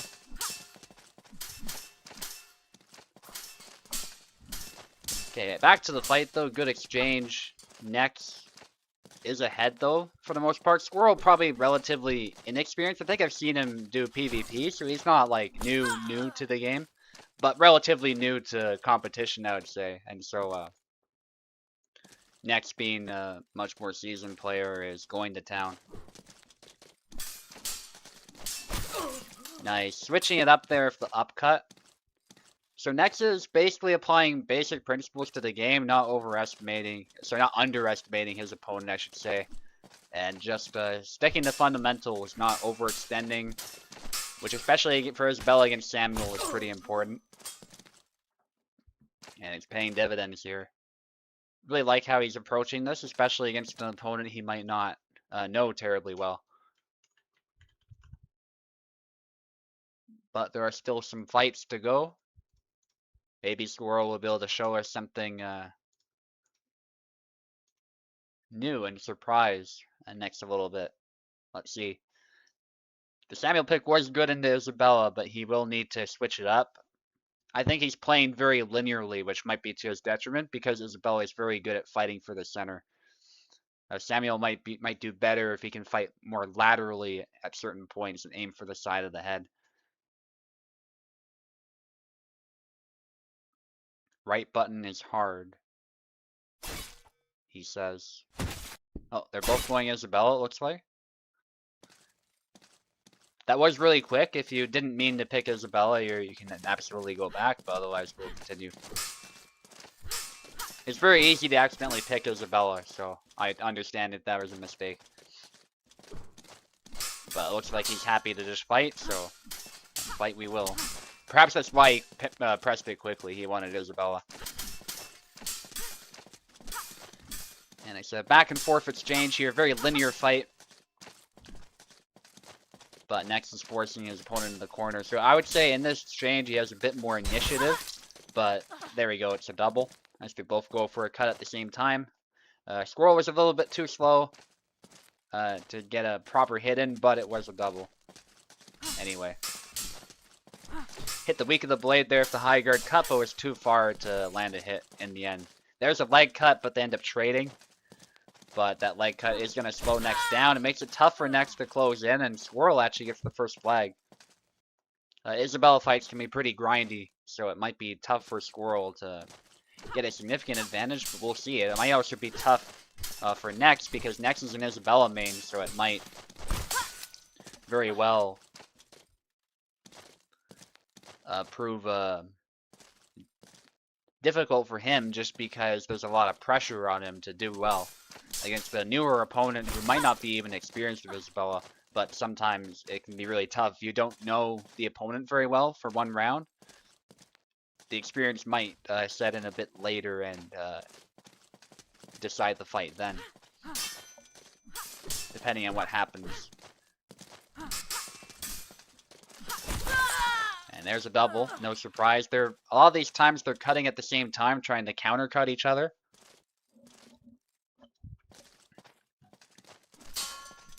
And it looks like Nex is a little bit more precise in these exchanges, so no surprise he is up by a flag.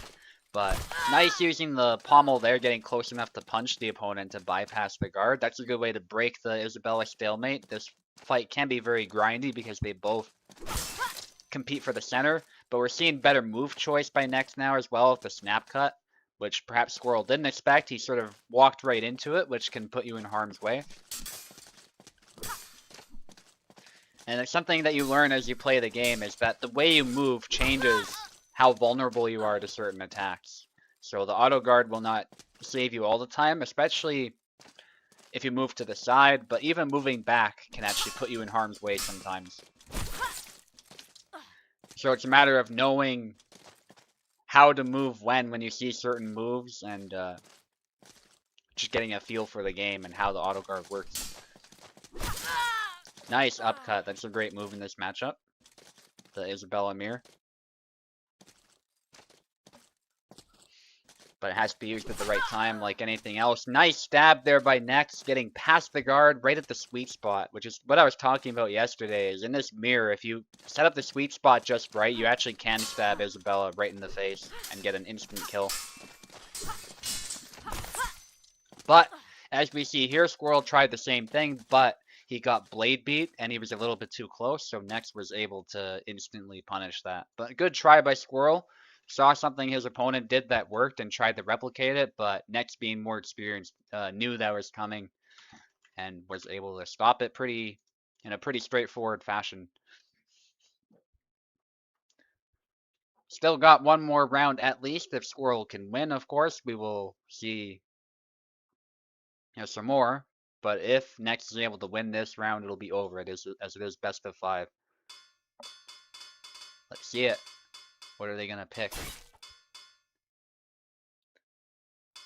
Next with Tarnowski against Marie. This is a cool matchup. Very, very different weapons at play here. Tarna, of course, having the ability to blast through that guard and fight really well up close, whereas Marie wants to fight from range and not brawl with Tarna at all costs. So Marie, in this case, if she was like a Dungeons and Dragons RPG character, she'd be like a ranger or a sorceress or something like that. Whereas Tarna is the tank or the fighter.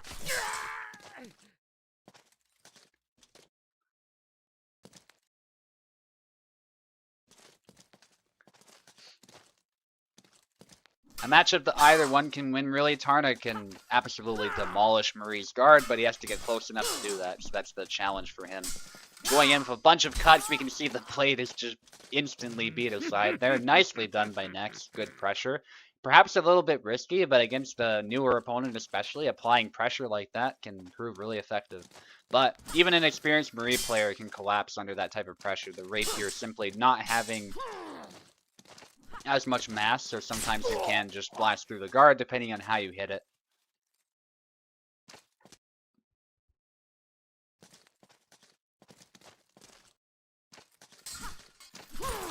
There's a degree of disrespect that you need to have for the rapier. You just have to go in with Tarna some of the time.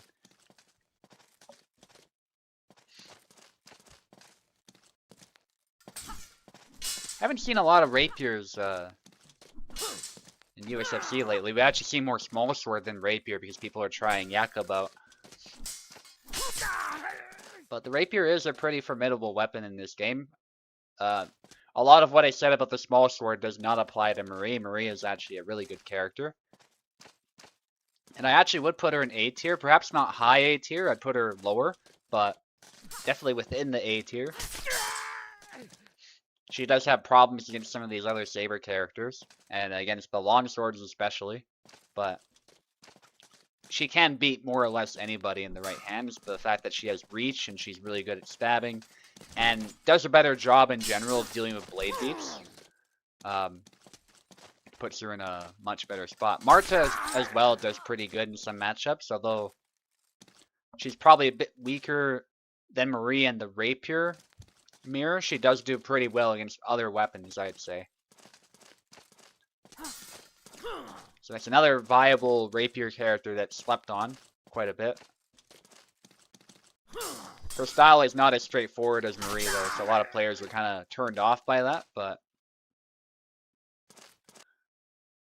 definitely also a viable character. Nice thing about the rapiers as well is you actually can cut with them as well. They aren't obviously cutting weapons. They won't cut as well as the Dusak or the saber or the longsword, anything like that. But just the fact that you can graze with the edge and get some slight hits in and chip damage up close can prove really helpful in the long run. And it gives you a lot more options to try beating the blade that the small sword doesn't have. And you see the point there sort of skipped up into the face there, so pretty nasty way to kill the opponent there. Next Looking to close this round. If he does, he wins the fight. Probably doesn't want to give this away. But there we go. He's a little too hasty to get in there, and the stab finishes him off there. So Squirrel with a point on the board. Good job with Marie. Kept it straightforward, kept his distance. Now let's see if next we'll switch characters.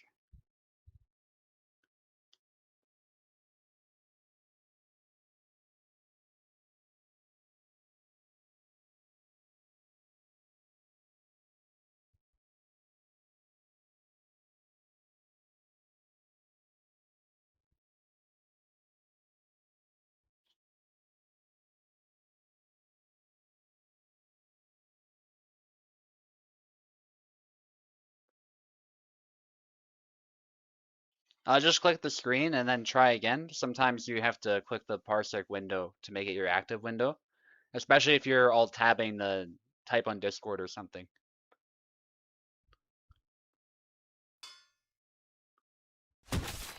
Back to the Isabella mirror. Oh, and somebody exited. If you were meaning to pick Isabella, make sure you select her again. We'll get started.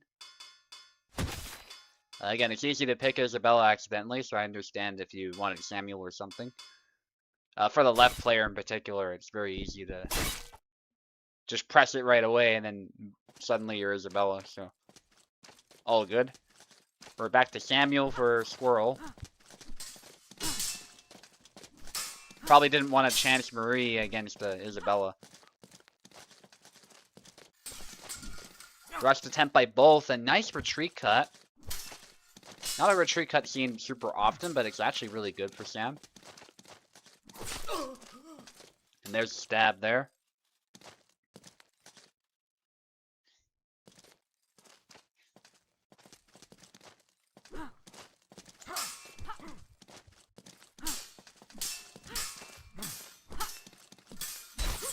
Nice cut to the hand.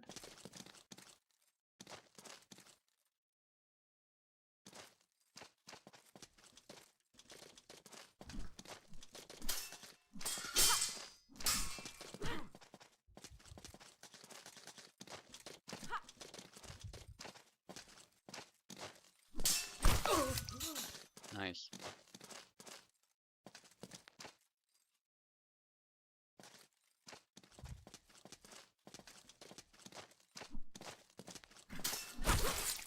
Nice cut.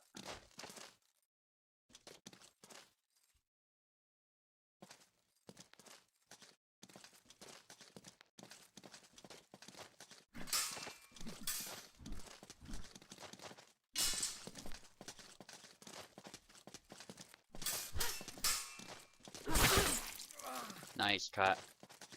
And next is looking to finish the fight here. Definitely sticking to his main is proving effective.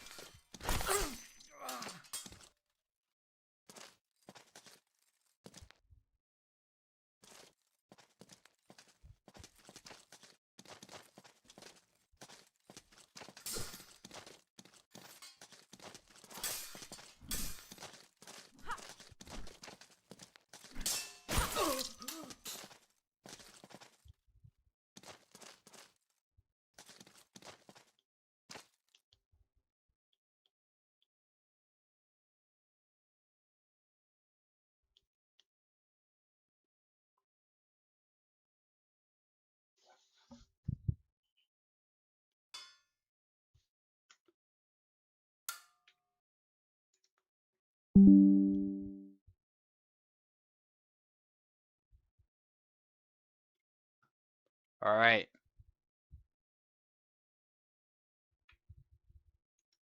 Info against Oak now. GG's to both fighters. Just looking at the chat.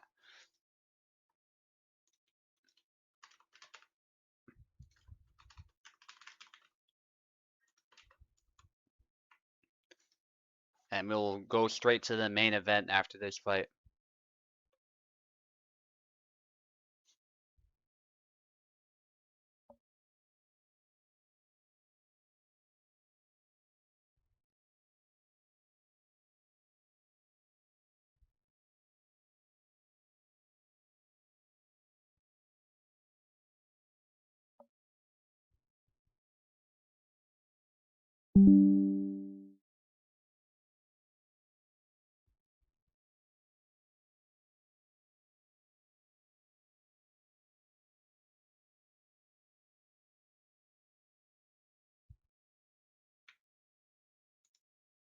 Okay, Oak is here.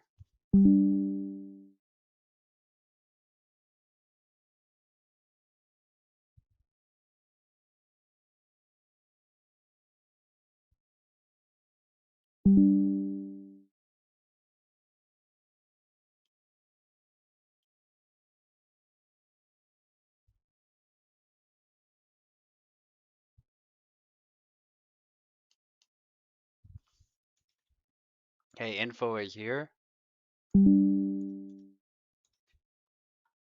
And Info will take the left, Oak will be on the right.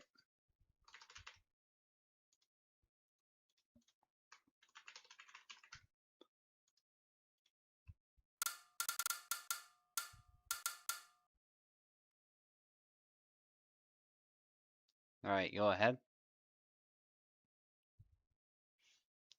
Info has keyboard, Oak has keyboard. Make sure you click the window as well.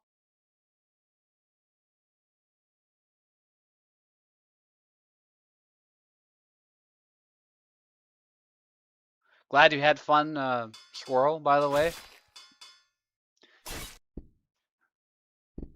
Yeah, I don't see you in competitions much, but would love to see more from you. You did pretty well in some of those rounds, actually. Obviously, some things you gotta work on, but that'll come with experience and practice. So glad to see you joining the USFC. Love to see new blood.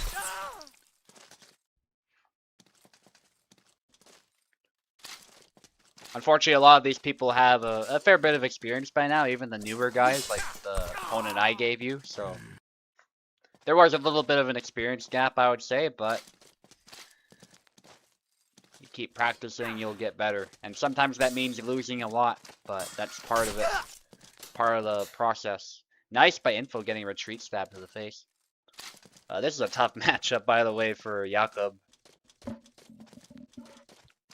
Made worse by the fact that Yazlik actually has a really good auto guard, so a lot of these stabs might not connect. This one does, because Oak was sort of moving into it.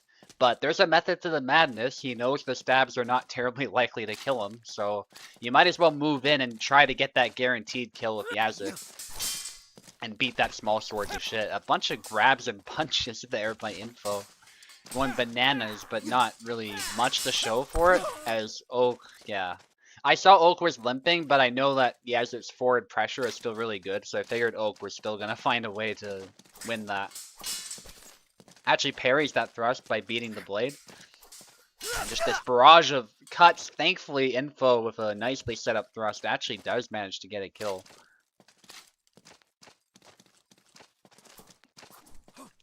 I get a kick out of the fact Info always switches to the small sword, so she's always like, give me a second, I gotta get the small sword out.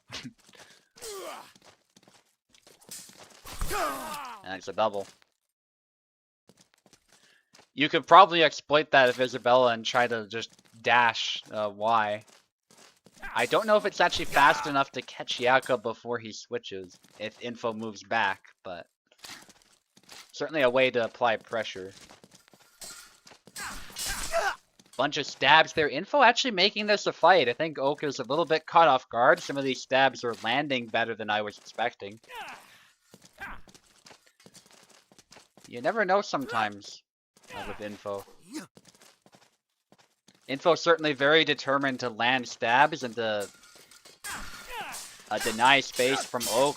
Oak is hitting the hilt a lot and the strong of the blade. That's the one spot where the small sword might be able to block something, but eventually Oak does hit the hand. The hand is still a little bit exposed once you get past that little dish guard that's there. It's not very big. You can see the hand is very exposed otherwise. There's a knuckle bow, but for the most part, if you just get a slight angle, you're going to hit. And this looked really goofy, but Info with a grab, as Oak got a little bit too close to land that cut, and he was hitting the strong of the small sword. Probably should have switched it up a little bit to get past the guard there. You want to be a little bit further out to get a proper blade beat. Nice, just a simple cut to the head by Oak. Beats Info to the punch. Info looking to set up a decisive blow here. A lot of quick stabs to try and keep Oak at bay now. But yeah, Oak just disrespecting the small sword and actually parrying it with those cuts too, so that was well done. But all the same, Info definitely making it a fight. Oak probably a little bit unfamiliar with the moveset, so that might have helped Info as well, who's probably been practicing a bit with that small sword moveset, but it's still looking like an uphill battle. And Oak is the type of guy who will adapt over time, so we might see a more lopsided win in the next round unless Info is able to switch something up. And I say that reasonably confidently just because Jakob's not in the best state right now. It's not because Info's a bad player. That's actually very far from the truth, hence why these two are matched against each other. Info has proven herself time and time again in tournaments. And she's a fantastic Marie player, but Info deliberately picks really bad characters, and Marie used to be bad, that's why she became a Marie master, but now that Marie is actually good, she switched to the small sword.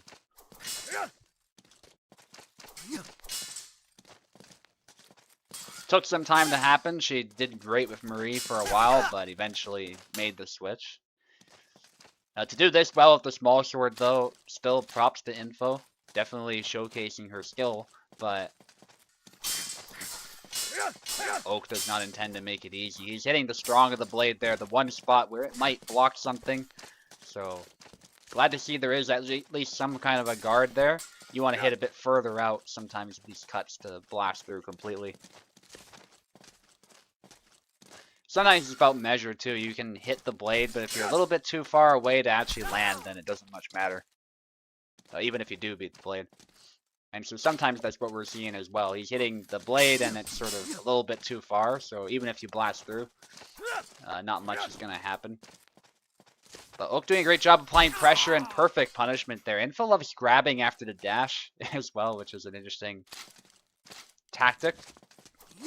And I think what she does is she queues it up, so she does the dash and immediately grab inputs. So if you aren't ready to deal with both, then there's a possibility you'll just be grabbed as well.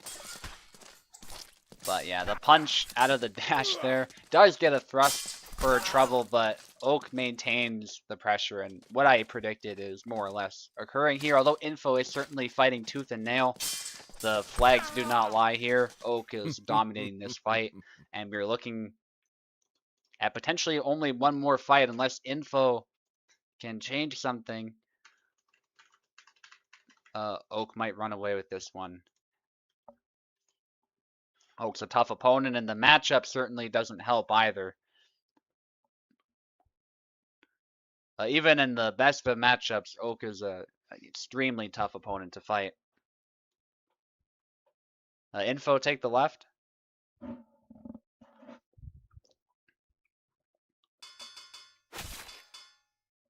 There we are, Jakob again.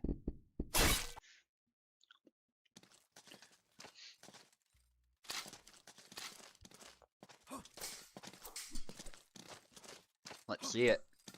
Going in for offense there. Inquartada, a little fancy, but there's not much value in the Inquartada if you don't catch the blade first and shield yourself. So it basically just presented Oak with a nice opening to the arm. It was still a good try. I definitely see the vision behind it, but actually catching that nimble saber is not so simple, especially with a weapon like the small sword. That's very much a technique, particularly for the small sword, designed to counter other small swords, or maybe rapiers, stuff like that. With the rapier, because the rapier is actually a fairly substantial weapon, you can catch stuff like sabers and longswords if you catch them properly on the strong. But a small sword, on the other hand, a lot more difficult to do that with. It's quite a night and day difference. If you look at the rapier compared to the small sword in this game, the small sword really looks like a child's weapon or a toothpick. It's so small. It really lives up to the name.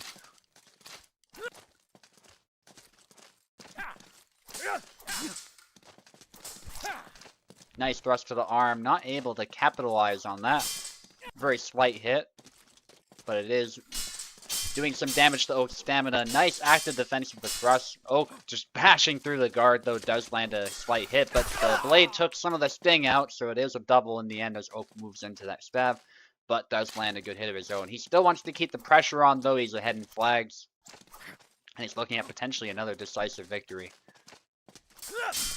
Beats the blade, but that cut, because he went back to left foot forward, was a little bit too slow. So Info nicely done with that counter. There's a punch by Info, but a punch versus getting cut, obviously the cut is probably a bit more devastating, but Info recovers very nicely from that with that retreat thrust. Oak may be getting a little bit too hasty to finish this, but I mean, honestly, it's the fastest way to end the fight, so I don't blame him. Maybe he wants to get back to Skyrim, he wants to go heal his teammates or something, so he wants to finish this right now. Oh, yeah. And he can still get away with that in this matchup. It might be a little hairy, he might lose some flags as a result, but it is a lot of pressure for Info to try to deal with, and in the end it is too much. Oak finishing the fight, possibly in a rush to finish it. I guess we'll wait to hear from him if he has anything to say about that, but nevertheless, that's more or less what you want to do with the Sabres. You want to beat that small sword aside and just dominate the center, and that's what Oak did. Maybe a little overly aggressive, but you can see here that he more or less got away with it despite the fact that Info was making it a fight. So good fight to both competitors there. Tough one for Jakob, but I think Info still showed that she is not a pushover as far as skill to make it that hard for Oak. But you can see that Oak got away with a lot of stuff there that perhaps he wouldn't be able to get away with against Marie. Okay, here's the main event of the USFC. I'm fighting against Dauntless. And I think I was talking about how my Xbox controllers were kaput. I figured out a solution, I think, to that. So one of my controllers is back in action. It's actually the older Xbox One controller. These Xbox One like S controllers and the newer controllers seem less reliable for some reason. At least when it comes to connecting to PC, they seem to run out of life a lot faster, if you will. So I don't know what's up with that, but these older controllers are a little bit more reliable. So I should not run into any of those controller connection issues this time. And it's actually my favorite controller that I got working too, so I'm pretty happy with that. Although it is older, it is a Gears of War controller, a nice red color.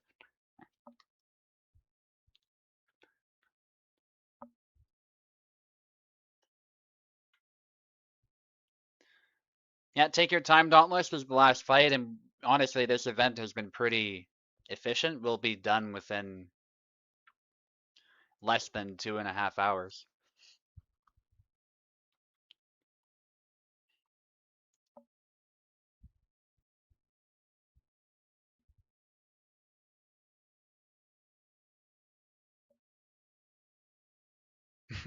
Where the dash-in is needed, info asks Oak.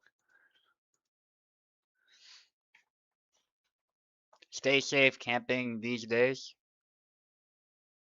Yeah, we're not getting a lot of fires in my area though, so it's not so much the fire that I'm concerned about, it's more the smoke. But and not to worry though, I am paying attention to the air quality and stuff like that. If it's ever significantly bad, the smoke irritates me anyway, so like intuitively I would probably figure it out that I probably shouldn't be outside. And the thing is, the campsite is permanent, so I've set everything up. So if I don't like what's going on, I can just drive out anytime. So it's nice not having to haul anything in there and back except for supplies. So don't have to haul tents in or a trailer or anything like that. Everything's all there.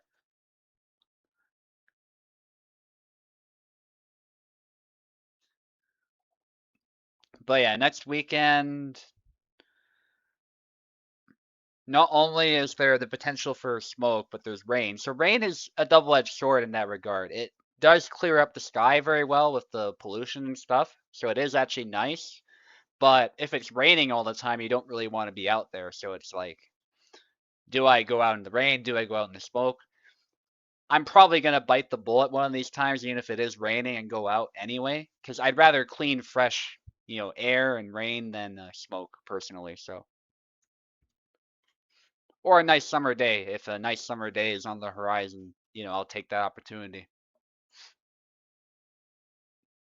But yeah, the smoke is not great, but thankfully there's not much for fires around here. We've been getting lots of rain, so if anything, the issue has been flooding for a lot of where I live anyway, not so much fires.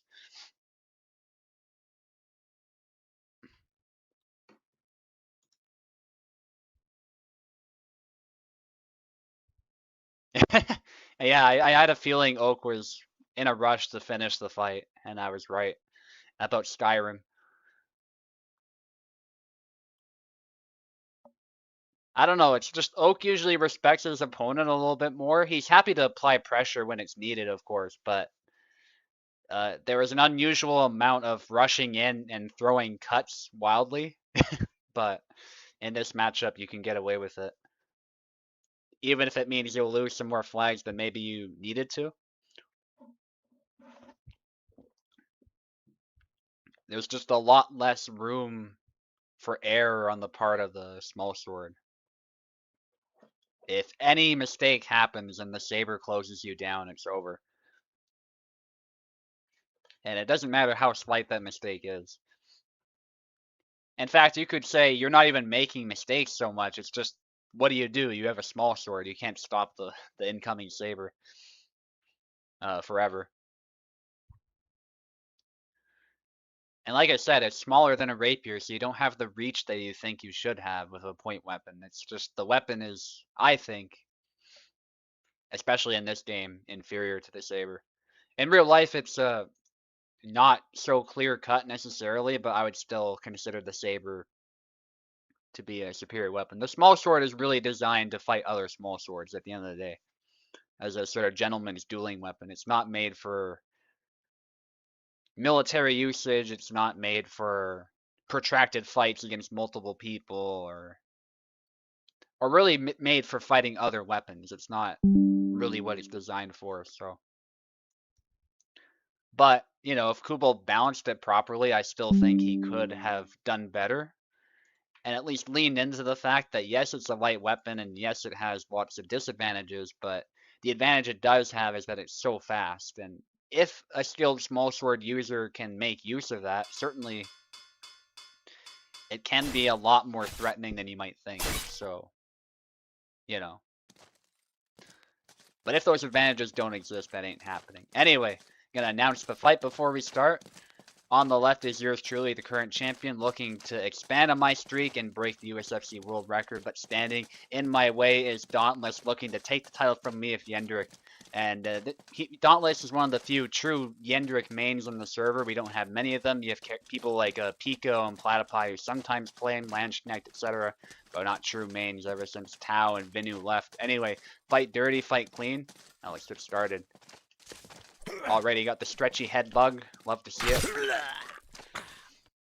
Commentary will likely be limited.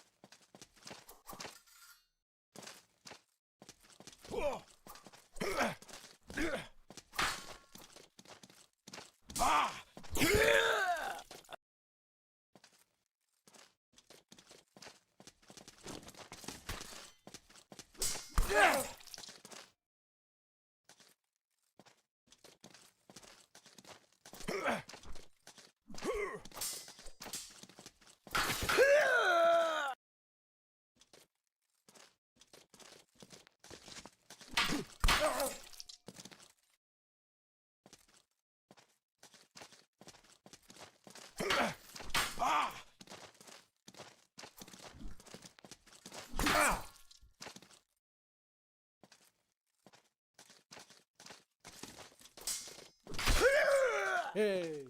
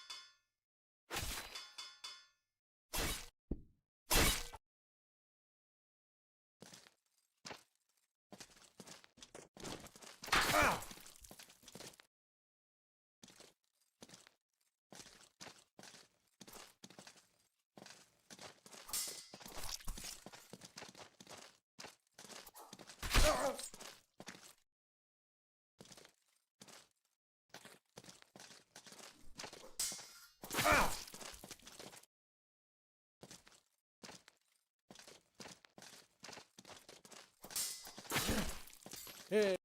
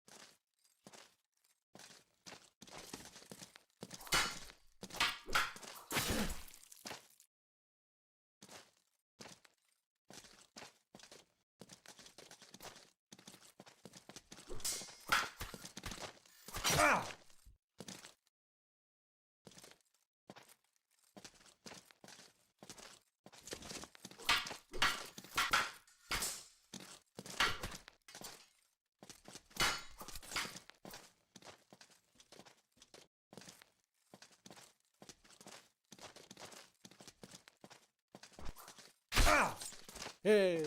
Ha ha!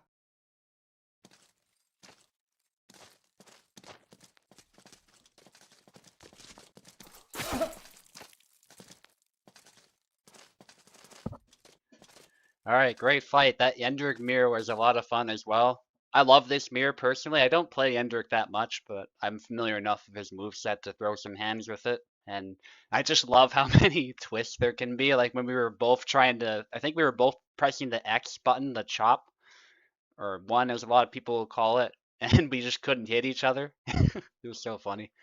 There's just a lot of twists and turns that can happen, but yeah, good game. I hope you enjoyed that as well.